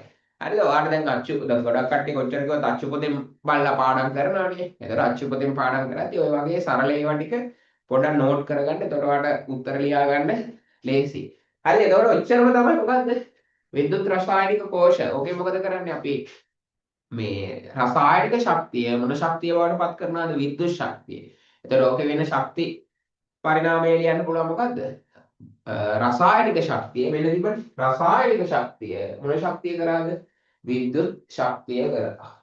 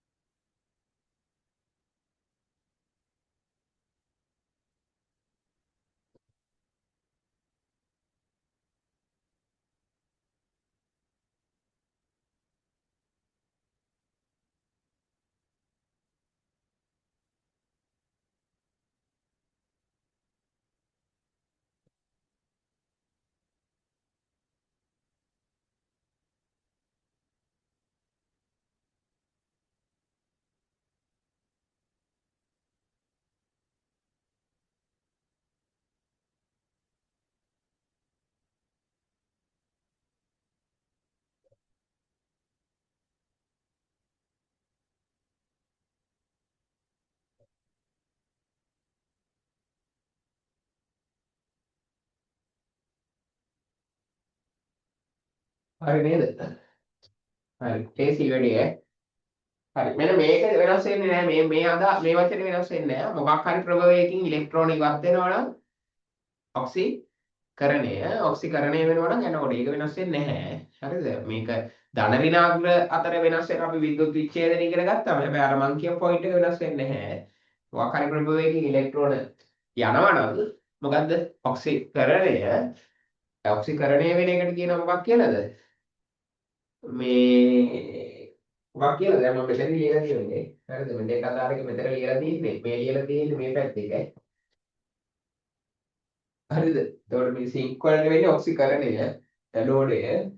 මෙතන ධන වෙන්නේ ඔක්සිකරණය, කැතෝඩය. හරි. එකටම දින ගියාට මේ අමාරුයි. එතකොට ඔයාලට පැටලෙන ඉන්න මම ඊට පස්සේ යනවා ඊළඟ වැඩේට. හරි. ඊළඟට මම ඔයාලට දාන්නම් මෙන්න මෙයා.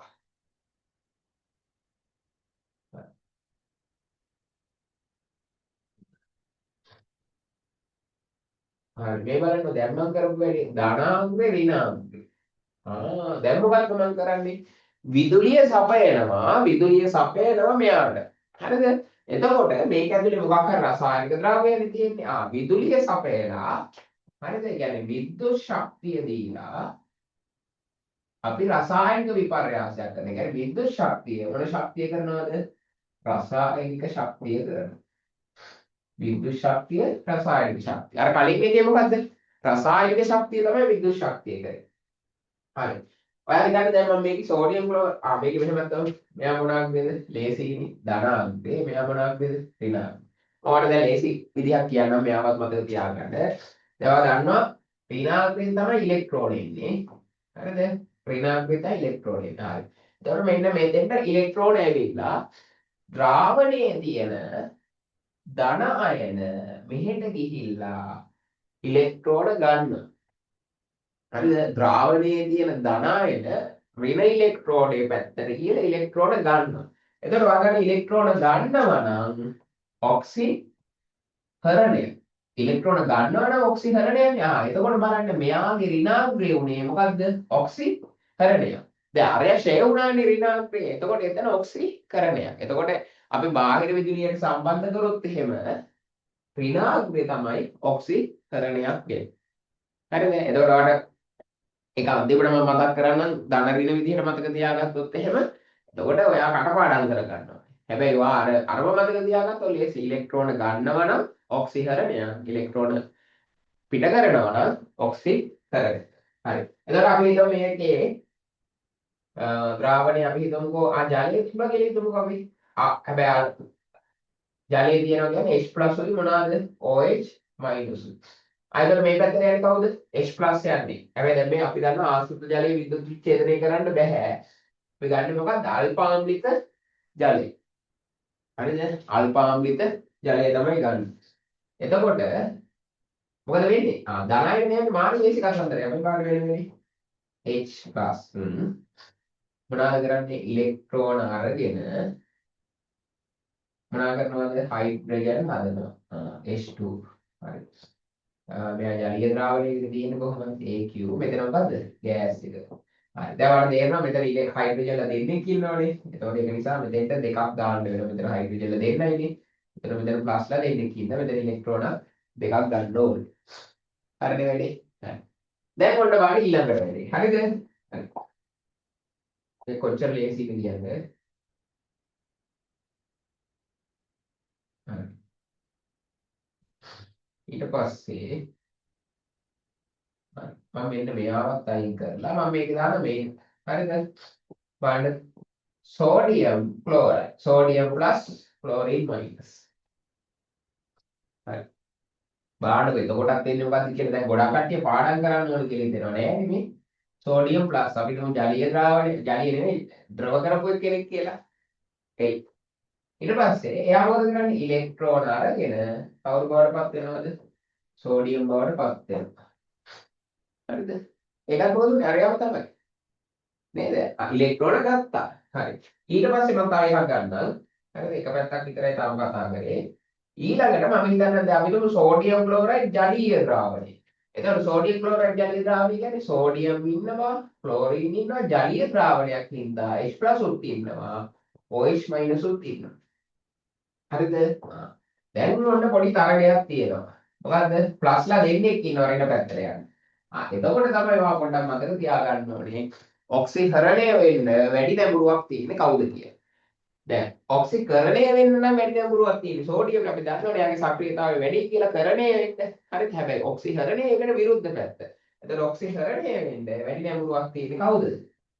H+ නේද? දැන් මේ සෝඩියම් ප්ලස් H+ ඍණ පැත්තට යන්නේ ඍණ ඉලෙක්ට්‍රෝනික පැත්තට යන්නේ ධන ඒවා. හරි. H+ මොකද වෙන්නේ? කලින් එකමයි යන්නේ මොකද වෙන්නේ ඉලෙක්ට්‍රෝන අරගෙන මොන වායුව හදනවද හයිඩ්‍රජන් හද එකම ලියන්න තියෙන්නේ නේද එකමයි ලියනවා බෙදලා දෙකයි එතකොට හරිනේ හරි දැන් මේකේ මොකද වෙන්නේ ක්ලෝරින් මේ පැත්තට යනවා OH මේ පැත්තට යනවා එතකොට මේකේ ඔක්සිකරණය වෙන්න වැඩි නඹුරුවක් තියෙන කවුද ක්ලෝරින් එතකොට ක්ලෝරින් මයිනස් කියන එක කෙනා මොකද වෙන්නේ ක්ලෝරින් මයිනස් කියන එක කෙනා අයනය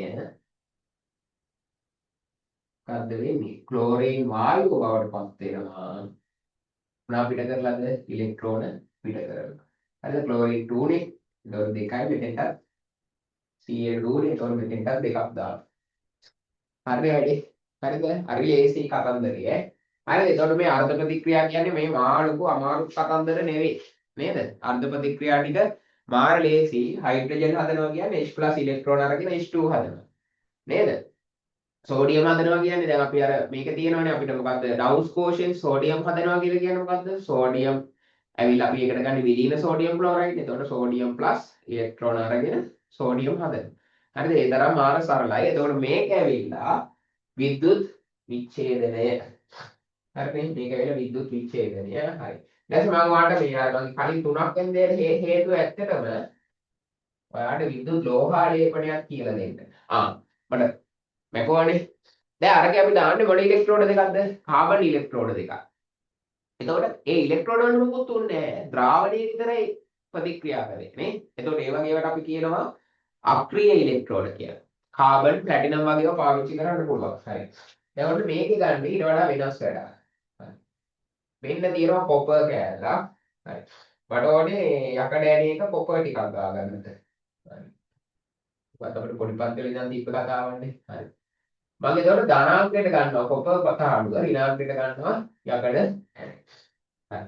එතකොට ඔයා මතක ඇතුව දැන් මෙයා කොපර් නම් ගත්තේ මේ ද්‍රාවණයක් අනිවාර්යෙන් කොපර් ලවණ ද්‍රාවණයක් වෙන්න ඕනේ. අපි දන්නවනේ ඉතින් අපි හොඳ කොපර් ලවණ ද්‍රාවණයක් කොපර් සල්ෆේට්.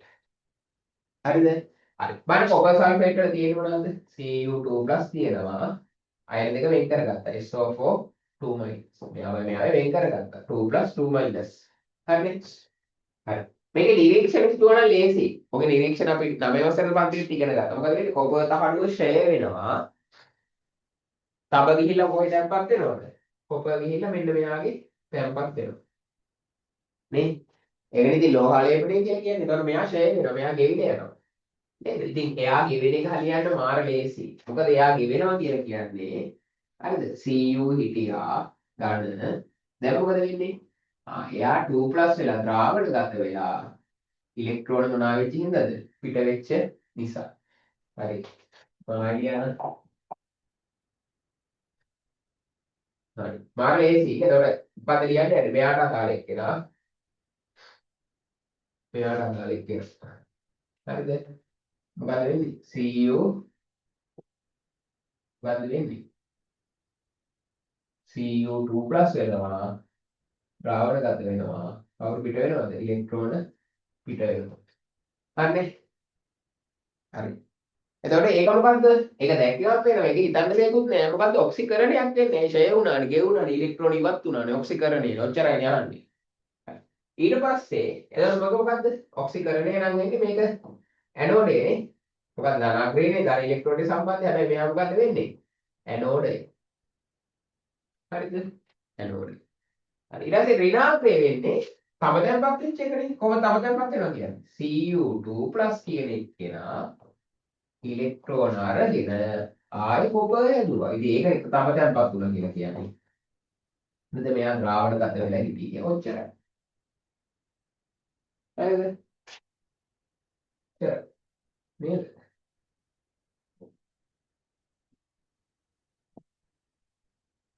හරි. හරි. වැඩේ මාර ලේසි ඈ. මේ බලන්න. තඹ ෂය වුණා. තඹ එකතු වුණා. මේ පැත්තේ තඹ ටික ෂය වුණා. ෂය වීමට කියන්නේ ඉලෙක්ට්‍රෝන අයින් වුණා. මෙන්න ආයෙ ඉලෙක්ට්‍රෝන එකතු කරගෙන ආයෙ කොපර් හැදුවා. නේද? දැන් ඔය අර්ධ ප්‍රතික්‍රියා කියලා දැන් ඔය ලකුණු දෙකක් වගේ හම්බ වෙනවනේ ඔය අර්ධ ප්‍රතික්‍රියාවල් ලියුවම නේද? දැන් ඒතකොට ඒවා මාර්ග ලේසි. අමාරු දේවල් නෙමෙයි. එතකොට මෙතන ඉලෙක්ට්‍රෝන එකතු වෙන හින්දා කැතෝඩේ. නේද? හරි මම ආඩි කිව්වනේ අර මේ මතක තියාගන්න කියලා සමහරක් අය දැන් රසායනික කෝෂයක් නම් ඒ කියන්නේ අපි විදුලිය ලබා ගන්නවා නම් ඍණාග්‍රේ ඇනෝඩය ධනාග්‍රේ කැතෝඩය. හැබැයි අපි බාහිර විදුලි සැපයීමකට සම්බන්ධ කරනවා නම් ධනාග්‍රේ ඇනෝඩය ඍණාග්‍රේ කැතෝඩය. හරිද? එතකොට එහෙම මතක තියාගන්නත් පුළුවන් ඕනනම් හැබැයි අර තියරි වලින් ඔක්සිහරණය කියන්නේ මොකක්ද කියන එකයි මතක තියාගත්තා නම් ඊට වඩා ලේසි. හරිද? එතකොට ඕවා මේ අත්හරින්න බෑ. මොකද ඉරිගහණේ වගේ අහනවා ප්‍රශ්නයක් දෙකක් වගේ අහන්න පුළුවන් නේද? අනිත් එක අපිට කියන්න පුළුවන් ව්‍යුහගත වලට දාන්න එපා කියලා. නේද? ඒක නිසා මේ ඔයගෙන් අහන ප්‍රශ්න අනිත් එක මේ එන්න ලේසි. දැන් බයොලොජි ප්‍රශ්න එන්න ටිකක් හැම අවුරුද්දේම පස්වෙනි ප්‍රශ්නේ ටිකක් සංකීර්ණව අහනවා නේද? ටිකක් දිගත් එක්ක ඒ ප්‍රශ්නේ. නේද? ඒ කියන්නේ ඒකේ ලියන්න තියෙන ප්‍රමාණය වැඩි. හැබැයි මේ ඊට පස්සේ තියෙන ප්‍රශ්නවල 7 8 වගේ ප්‍රශ්නවල ටිකක් ලියන්න තියෙන ප්‍රමාණය අඩුයි. එකට ලැබෙන ලකුණු ප්‍රමාණය වැඩි. නේද? අර බයොලොජි ප්‍රශ්න වලට භාග නේද? කොහොමනේ හම්බ වෙන්නේ ලකුණු. හරි. මේකත් හරි.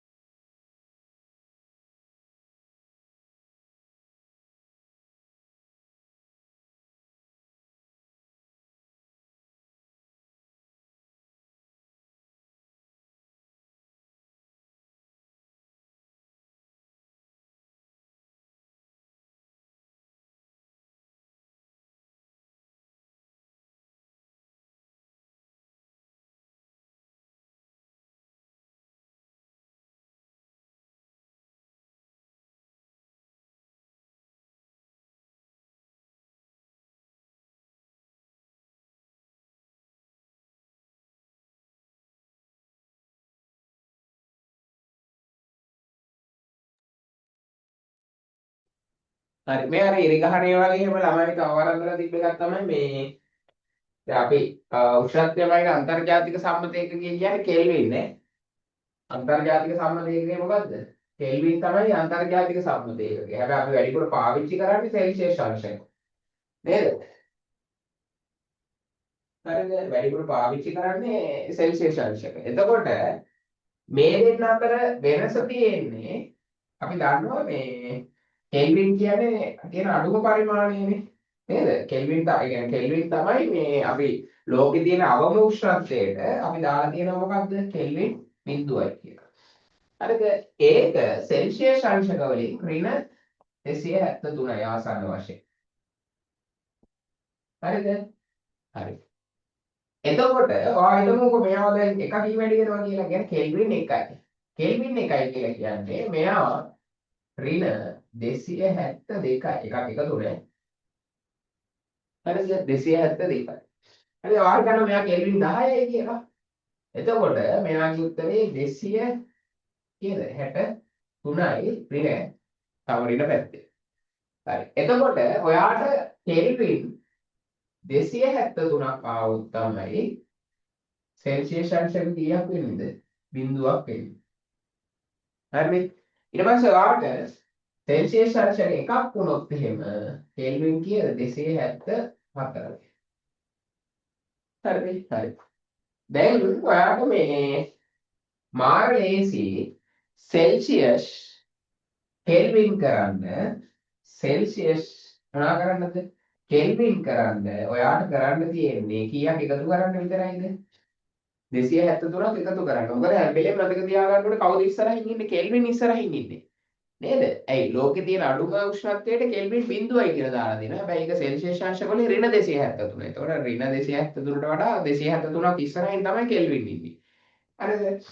ඊට පස්සේ ඔයාට හැබැයි කෙල්වින් සෙල්සියස් කරන්න ඕන වුණොත් එහෙම ඔයා කරන්න ඕනේ 273 අඩු කරන්නයි ඕනේ. හරිද? හරි. හැබැයි ඔයා බලන්නකෝ මෙතන මේ දෙන්නගේ වෙනසක් 10යි.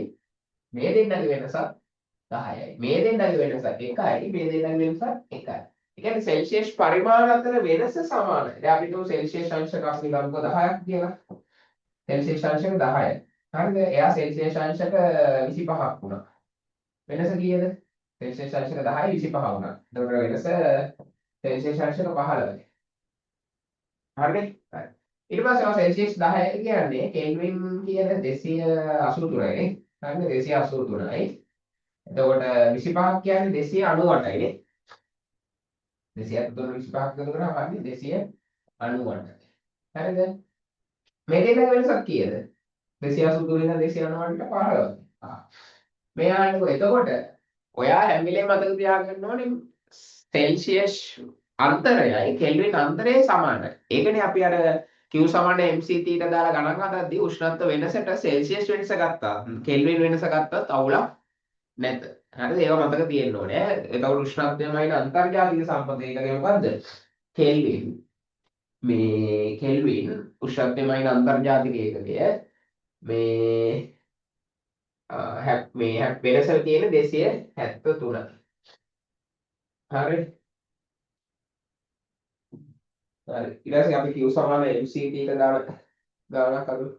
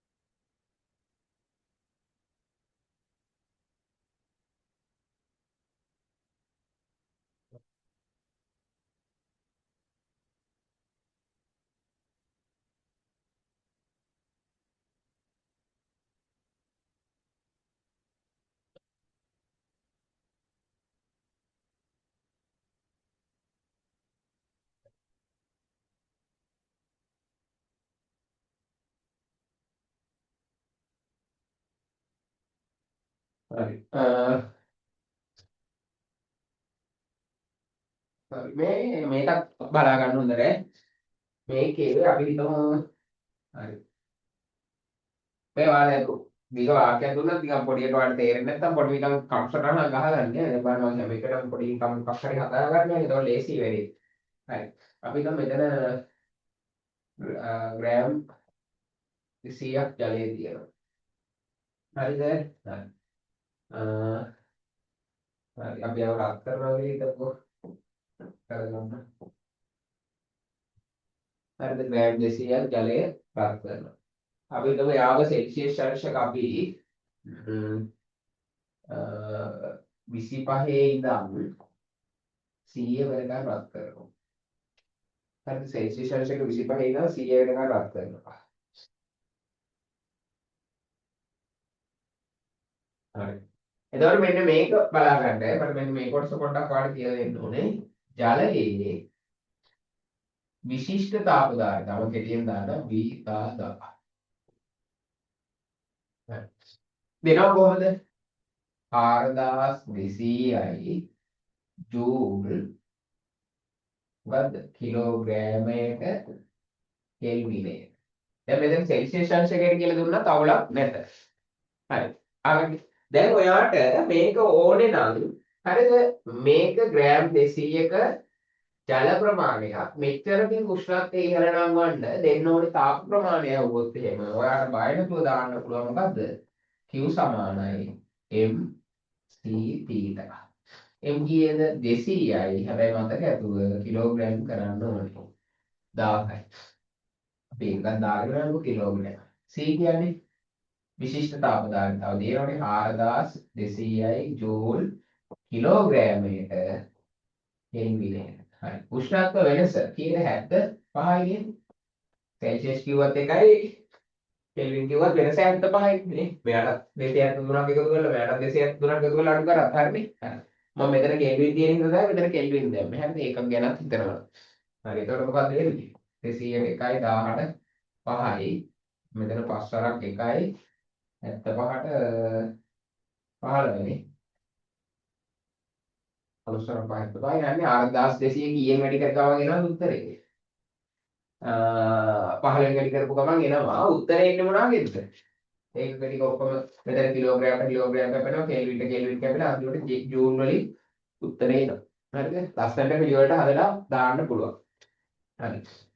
මම ඔයාලට මේ කියලා දෙන්න ඕන උනේ හරිද? සමහරක් වෙලාවට දෙනවා විශිෂ්ට තාපධාරිතාව දෙන්නේ නැතුව තාපධාරිතාව කියනවා. හරිද? තාපධාරිතාව දෙනවා.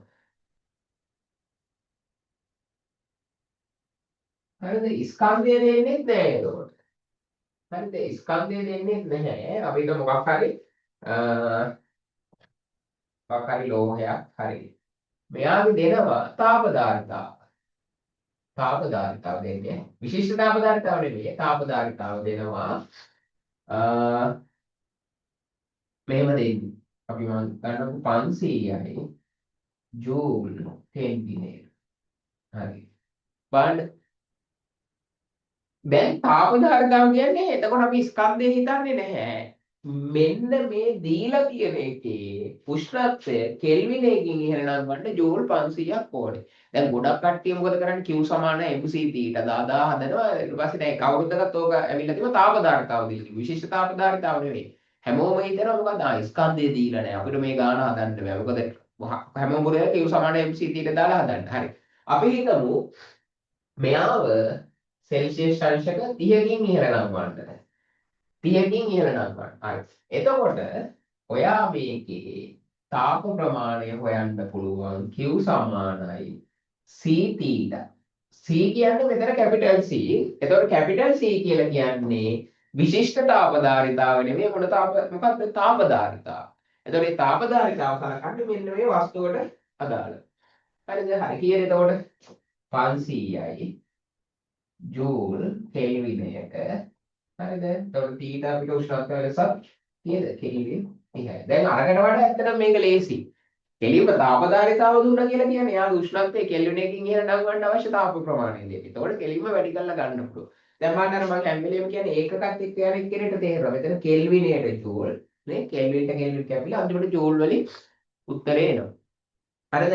එතකොට තාපදාරිතාව දුන්නොත් අපිට ස්කන්ධය අවශ්‍ය නැහැ. මොකද තාපදාරිතාව දෙන්නේ ඒ ද්‍රව්‍යයට, ඒ වස්තුවේ ඒ තියෙන කොටසට අදාළ.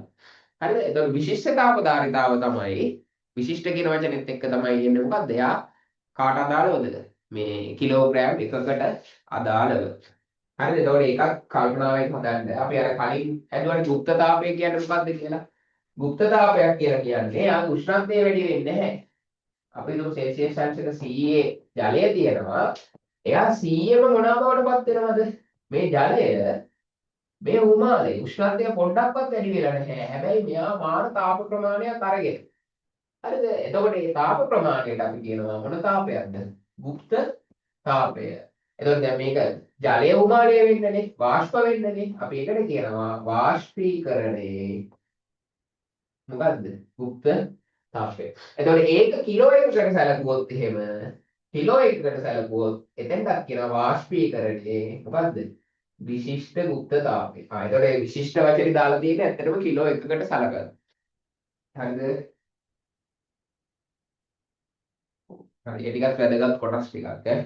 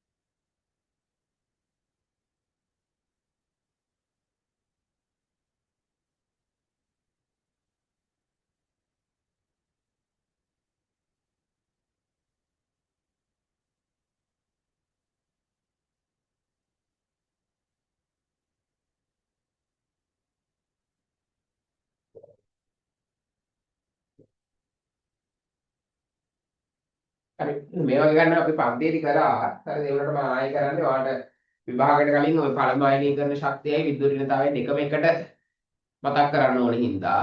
හරිද? ඒතර පළමු අයනීකරණ ශක්තිය කියන්නේ මොකද්ද?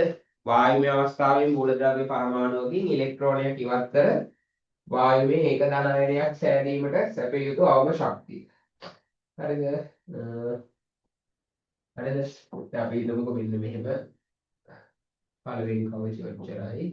ඊළඟ කවචය ඔබ දෙනවා කියලා. ඒ කියන්නේ මෙයාව අයින් කරන්න දෙන්න ඕනේ ශක්තියට තමයි අපි කියන්නේ මොකක් කියලාද? පළමු අයනීකරණ ශක්තිය. හරිද? ඒක හරි. ඊට පස්සේ විද්‍යුත් ඍණතාවය කියලා කියන්නේ මොකද්ද? මොකද්ද විද්‍යුත් ඍණතාවය කියන්නේ? සාසංගජ බන්ධනයකින් බැඳී ඇති විට ඉලෙක්ට්‍රෝන තමා වෙතට ආකර්ෂණය කර ගැනීමේ හැකියාව නේ. බලන්න ඔය විදිහේ ප්‍රශ්න ටික පොඩ්ඩක්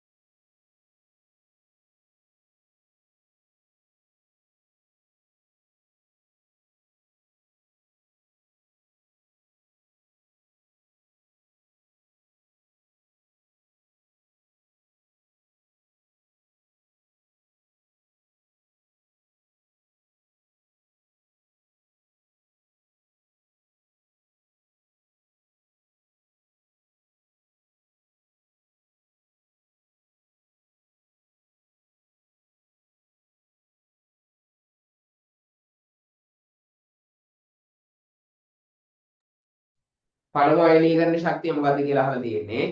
පළමු අයනීකරණ ශක්තිය කියන්නේ මොකද්ද? වායුමය අවස්ථාවේ මූලද්‍රව්‍ය පරමාණුවකින් ඉලෙක්ට්‍රෝනයක් ඉවත් කර වායුමය එක ධන අයනයක් සෑදීමට සැප යුතු අවම ශක්තිය.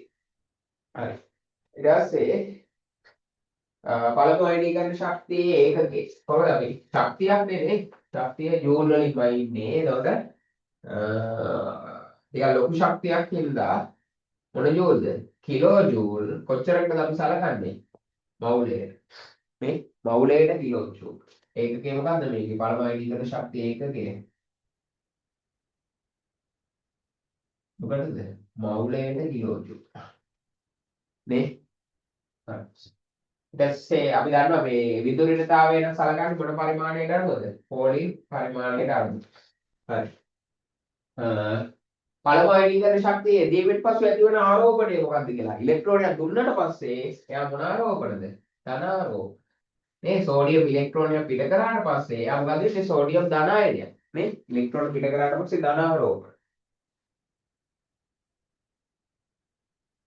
හරි. ඒ වලින් දැක්වෙන මූලද්‍රව්‍යයේ මෙන්න මෙයාගේ පළමු අයනීකරණ ශක්තිය අඩු වගයක් ගන්න කීවෙනි කාණ්ඩය වල පළවෙනි කාණ්ඩය. අඩු වගයක් ගන්න හේතුව අපිට කියන්න පුළුවන්. මොකද්ද? ඒ අවසාන කවචයේ ඇත්තේ ඉලෙක්ට්‍රෝන කීයක් පමණද? එකක් පමණ. ඒතකොට ඒක ඉවත් කර ගමන් එයා මොන තාවයකටපත් වෙනවද? ස්ථායීතාවයටපත් වෙනවා. අවසාන කවචයේ ඉලෙක්ට්‍රෝන එකක් පමණක් ඇති නිසා. හරි. මේ මාර ලේසි. මේ බලන්න මේ වගේ chart එකක පළමු අයනීකරණ මේ chart එකක මුදුරෙම ඉන්න එක්කෙනා අනිවාර්යයෙන්ම කීවෙනි කාණ්ඩේ වෙන්න ඕනේද? 8 වෙනි කාණ්ඩේ වෙන්න ඕනේ. ඊට පස්සේ ආයෙ යා පළවෙනි කාණ්ඩෙට එද්දී ආයෙ පල්ලෙහාටම වැටෙන්න ඕනේ. මොකද්ද? පළමු අයනීකරණ ශක්තිය. හරිද? එතකොට ඔයාට ඉහළම ඉන්න කට්ටිය 8 වෙනි කාණ්ඩේ ෂුවර් නේ. පහළම ඉන්න කට්ටිය පළවෙනි කාණ්ඩේ.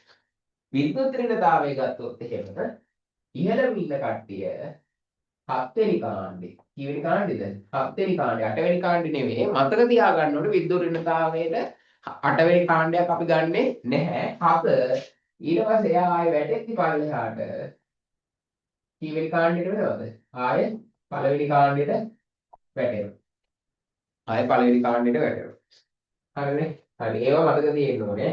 ඊට පස්සේ අනිත් එක ඊට පස්සේ අපි මේ මූලද්‍රව්‍ය අඳුරගෙන අපි දැන් හිතමුකෝ දැන් මේකේ කීවෙනි ආවර්තය කියලා තියෙන්නේ. තුන්වන ආවර්තයට. හරිද? දැන් තුන්වන ආවර්තය කියලා කියන්නේ මේක දීලා තියෙනවා. උඩට කියවන්න ඕනේ ඒකේ තියෙන ඒවා. තුන්වන ආවර්තය කියලා දීලා තියෙනවානේ. එතකොට තුන්වන ආවර්තය කියලා කියන්නේ හරි. බලන්න. තුන්වන ආවර්තය කියලා කියන්නේ මෙයානේ. එතකොට මෙයා තුන්වන ආවර්තයේ 1 2 3 4 5 6 7 8. මෙයා පළවෙනි කාණ්ඩේ දෙවෙනි කාණ්ඩේ 3 4 5 6 7 8. එතකොට ඔයා දන්නවා මෙයාගේ ඉලෙක්ට්‍රෝන වින්‍යාසය 2.8 1යි කියලා ෂුවර් නේද? ඒකේ ඉලෙක්ට්‍රෝන වින්‍යාසය. ඊට පස්සේ ඔයා දන්නවා m ගේ ඉලෙක්ට්‍රෝන වින්‍යාසය ෂුවර් එකටම දන්නවා කියන්නේ 2.8යි. m කියන්නේ 8 වෙනියනේ 2.8යි 7යි. එතකොට ඔයාගෙන් ඇහුවොත් එහෙම a සහ m එකතු වෙලා හදන සමීකරණේ සූත්‍රේ සෝඩියම් ක්ලෝරින් කියලා දාන්න නැහැ. ඒකේ සංයුතතාවය 1යි m ගේ සංයුතතාවයත් 1යි. ඒ දෙන්න හොමාරු කරගන්න. හරිද? ඒ වගේ ලේසියෙන් දාන්න පුළුවන්. ඕවා නිකන් ලකුණු දෙක හම්බෙන ඒවා අපි සෑහෙන්න කළා. නේද? ඒ වගේ ඒවා බය නැතුව හදන්න පුළුවන්. හරිද? එතකොට මම ඔයාලට කියලා තියෙනවා කෙමිස්ට්‍රි ඔය මේ වගේ විද්‍යුත් ඍණතා පළමු අයනීකරණ ශක්තිය එහෙම එකක් ආවොත් ඔයාට ලේසිම වැඩේ තමයි මොකක් දාගන්න එකද? ඔයා අනිවාර්යයෙන්ම මෙන්න මෙයාගේ ඉලෙක්ට්‍රෝන වින්‍යාසය තියාගන්න. එතකොට ඔයා දන්නවා මෙයාගේ සංයුතතාවය හොයාගන්න පුළුවන් නේද? එයාගේ ආවර්තය හොයාගන්න පුළුවන්. එයාගේ කාණ්ඩය හොයාගන්න පුළුවන් නේ? වැඩ ගොඩක්. එතකොට වැඩේ වාට මාරම ලේසියෙන් කරන්න පුළුවන්.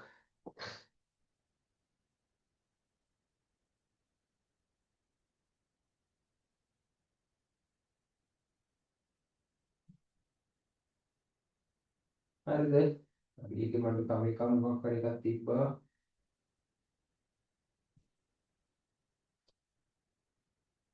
මේකේ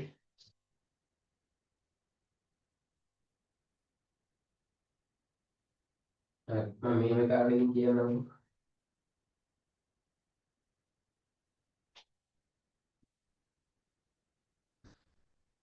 හරි.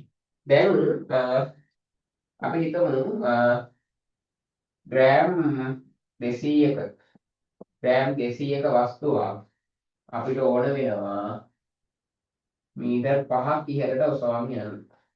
හරි. මේක අහනවා කාර්යය කොච්චරද කියලා. කාර්යය හොයන්නේ දැන් ඔන්න ඔක පටල ගන්න බෑ. කාර්යය හොයන්නේ මොකද? බලය වැඩි කිරීම විස්ථාපනය. කියන්නේ අපි විස්ථාපනය. බලය වැඩි කිරීම විස්ථාපනය. දැන් මෙයාගේ බලයක් දීලා නැන්නේ නේද? එතකොට අපි දැනගන්න ඕනේ මෙයාගේ බර කොච්චරද කියලා. අපි දන්නවනේ 200යි කියන්නේ W සමාන mg දාලා හදන්නත් පුළුවන්. අපි දන්නවා ග්‍රෑම් CI කියන්නේ නිව්ටන් 1යි. එහෙනම් 200යි කියන්නේ නිව්ටන් 2යි. එතකොට මෙයාව ඉහළට ඔසවන්න අපි දානවා අවුරුදු වශයෙන් මෙයාව නිව්ටන් 2කවත් බලයක් දෙන්න ඕනේ.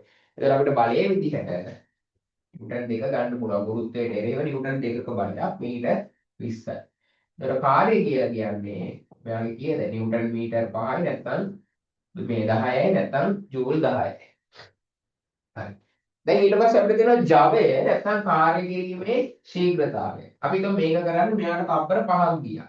එහෙනම් අපි කාර්ය බෙදනවා මොකෙන්ද? ගත වූ කාලය. කාර්ය බෙදනවා මොකෙන්ද? ගත වූ කාලය. කාර්යයෙන් ජූල් 10යි තප්පර මම 5ක් ගියා කියලා හිතමු කියලානේ. එතකොට එනවා ඔයාට 10 5න් බෙදුවම මම මෙහෙන් දානවා 2යි JS ඍණ 1. අපි ඒකට තමයි කියන්නේ මොනවාද 2යිද? වොට් 2යි. මේ හරි මාර ලේසි. ඔයා අර විභවගත එකේ එන්න පුළුවන් හතරවෙනි ප්‍රශ්නෙට. ඒක නිසා තමයි මම ඉක්මනට කිව්වේ. අනිත් එක මේ දැන් ඔයා හැදුවොත් එහෙම මෙතන විභව ශක්තිය හදනවා. ඒ කියන්නේ දැන් මෙතන විභව ශක්තිය ශුන්‍ය මට්ටම කියලා දාලා මෙතන විභව ශක්තිය හොයනවා. එතන විභව ශක්තිය කියන්නේ මොකක්ද? mgh නේ. දැන් මේ බලන්න m කියලා කියන්නේ කීයද? 200යි. හැබැයි 1000න් බෙදන්න ඕනේ. g කියන්නේ කීයද? 10යි ms ඍණ 2යි. h කියන්නේ 5යි මීටර. එතකොට ඔයාලට තේරෙනවා මේක කැපුණා මේ 2යි නිව්ටන්ම තමයි දෙකම තමයි මෙතනින් මේ දෙකෙන් එන්නේ. නේද? මේ දෙකෙන් එන්නේ මෙයාම තමයි. ඔව් මෙන්න මෙයාම තමයි. එතකොට ඒත් එන්නේ කීයද? ජූල් 10යි කියලා. ඇත්තටම එතකොට මෙයා ඇවිල්ලා කාර්ය කරලා තියෙන්නේ මොකටද? විභව ශක්තිය වැඩි කරන්න. එතකොට එයාගේ සිදු කර කාර්ය සමානයි එයාගේ මොන ශක්තියටද? විභව ශක්තියට. හරි. මේ අනුව දැන් අපි දැන් මම ඇවිල්ලා මේ අන්තිම වෙලාවෙත් ඔයාගේ 7 වෙනි සෙෂන් එකේදී කරුණු මතක් කරා අපි සෙෂන් 6කදීම ටිකක් හොඳ ප්‍රශ්න ගොඩක් සාකච්ඡා කරා ඈ. ඒ කියන්නේ ටිකක් නෙවෙයි ගොඩක් සාකච්ඡා කරා නේ. දැන් මම කල්පනා කරා මොනවද අපිට සෙෂන් 7 වෙනකොට කරලා නැත්තේ කියලා කරලා නැති එකක් තිබ්බේ නැහැ. ඒ කියන්නේ හැම එකම වගේ ආවරණය වෙන විදිහේ ප්‍රශ්න ගොඩක් සාකච්ඡා කරා. හරිද? එතකොට මේ ඔක්කොම බලාගෙන යන්න හොඳට. හරිද? සෙෂන් ටිකේ මේ රෙකෝඩින් එහෙමත් ඉල්ලපුවාට මම දුන්නා. ඒ ටිකක් දැම්මා. ඊට පස්සේ ප්‍රශ්න පත්‍ර ඕන අයට ප්‍රශ්න පත්‍රත් මම දැම්මා. ඒ විදිහට වැඩේ කරගෙන ගියා. දැන් මේ නිකන් පාඩමේ හිතන්නකෝ දැන් අදත් අපි කරාම චලිතය ගත්තාම නේ ලොකු ප්‍රශ්න නැහැ ලේසි ප්‍රශ්නනේ අපි කලින් ගිය සතිවල බූර්ණේ ඒව හැදුවා නේද ඒකක අපි වරද්දන්න නැතුව දාන්න ඕන ප්‍රතික්‍රියා ශීඝ්‍රතාවය දැන් හැමෝම කියන්නේ විද්‍යුත් රසායනය අමාරුයි කියලානේ දැන් ඒකත් ඇවිල්ලා අපි කරා නේද ඒ තරම් මාර්ම ලේසි විදිහට අපිට ලකුණු ගන්න පුළුවන් හරිද එතකොට දැන් ඔයාලට ඇත්තටම මේ ලකුණු ගන්න ඇති තරම් ඔප්ෂන් තියෙනවා නේ ඔයාලට වෙන්න ඕනේ දැන් දෙවෙනි කොටසේ ප්‍රශ්න තුන තෝරගත්තේ මොකද්ද තෝරගන්නේ කියලා තමයි බලන්න ඕනේ. වැඩිපුරම ලකුණු ගන්න පුළුවන් ටික. හරිද? ඒ කියන්නේ හැම එකම පුළුවන් නේ. අපි දෙක තුනකට විතරක් ලෑස්ති වෙලා ගියේ නෑ. හැම පාඩමකටම වගේ ලෑස්ති වෙලා ගියා. හරිද? ඔයාලා අමාරුයි කියලා හිතන් ඉන්න පාඩම් වලින් අපිට ඇත්තටම මේ ලේසි ප්‍රශ්න තමයි අහන්නේ. හරිද? එතකොට මේ දැන් ගිය අවුරුදු වල ළමයිට මම මේ කියන්නේ මෙච්චර ඔන්ලයින් එකේ කලේ නැහැ. ඔයාලට එකක් දෙකක් හරි කරන්න ඇති. මේ කියන්නේ ලොකුවට කලේ නැහැ. හරිද? ඒ කියන්නේ අන්තිම වෙලාවේ මේ ඔන්ලයින් වැඩ ටිකක් කළාට මේ වගේ අර සෙෂන් 7ක් විතර දාලා නේ රෑ පන්ති දාලා එහෙම ලොකුවට කලේ නැහැ. ෆිසිකල් පන්ති වල උපරිම වැඩ කළා. හරිද? ඒතකොට මම හිතාමතා කරන දෙයක් නෙවෙයි. කොහොමත් හැම අවුරුද්දකම ඊට කලින් අවුරුද්දට වඩා මොකක් හරි වැඩ වැඩි වෙනවා මිසක් අඩු වෙන්නේ නැහැ. නේ? ඒ කියන්නේ ඊට කලින් අවුරුද්දට වඩා වැඩ වැඩි වෙනවා. දැන් ඔයාලට කරපු ප්‍රශ්න පත්‍ර ගොඩ ගත්තාම ඒ කියන්නේ ගිය අවුරුද්දේ කරපු ටික කොහොමත් කරනවා. ඊට අමතරව ඔයාලට තව අලුතෙන් දේවල් ඇඩ් වෙනවා. හරි එතකොට මේ වාට මාර ප්‍රශ්න පත්‍ර ගොඩක් කළානේ. එතකොට මගේ මේ විභාගයක් තියලා ලකුණු දුන්නා. නේද? ඒකේ ප්‍රයෝජන ගත්තේ අය ගත්තා. ඊට පස්සේ අපි තව ගත්තොත් එහෙම වාට අපිට එන අනුමාන ප්‍රශ්න පත්‍ර තියෙන එක පළාත් වලින් ආපුවා, කලාප වලින් කරපුවා නේද? ඒ හැම එකක්ම ඔයාලට කරා. එතකොට ඒවත් ඔයාලට උදව්වක් වෙනවනේ. හරිද? එතකොට මේ හැම එකක්ම වගේ කරලා සාකච්ඡා කරලා තියෙන්නේ. හරිද? බය නැතුව විභාගයට යන්න විතරයි තියෙන්නේ. මේ හරිද? එතකොට දැන් ඊයේ මගේ එක පන්තියක් මේ ඉවර කරා ෆිසිකල් පන්ති. හරිද? හෙට අන්තිම වගේ ෆිසිකල් පන්තියක් ඉවර වෙනවා. එතකොට වැඩේ ඉවරයි නේ. ලොකු වැඩකුත් එක්ක තමයි ඉවර වෙන්නේ. ලොකු වැඩ කොටසක් නේ. මහන්සියකුත් එක්ක ඔයාලගේ මගේ හැමෝගෙම මහන්සියකුත් එක්ක තමයි වැඩේ ඉවර වෙන්නේ. හරිද? එතකොට මහන්සියේ උපරිම ප්‍රතිඵල ලැබෙන්න කියලා ප්‍රාර්ථනා කරනවා. හරිද? මොනවා හරි දැන් අපි ඔන්ලයින් එක ඉවර කරාට හරිද? ඔන්ලයින් එක ඉවර කරාට ඔයාලට මොනවා හරි ගැටලු තිබ්බොත් එහෙම හරිද? මගේ WhatsApp message number එක දාන්නවනේ. මැසේජ් එකක් හරි දාන්න මේ මට ඒ වෙලේ කාර්ය බහුල වුණත් මම වෙන වෙලාවක හරි ඔයාට අනිවාර්යයෙන්ම මේ දැකපු ගමන් මම ඔයාට පුළුවන් හැකි උත්තරයක් අනිවාර්යයෙන්ම දෙන්න. හරිද?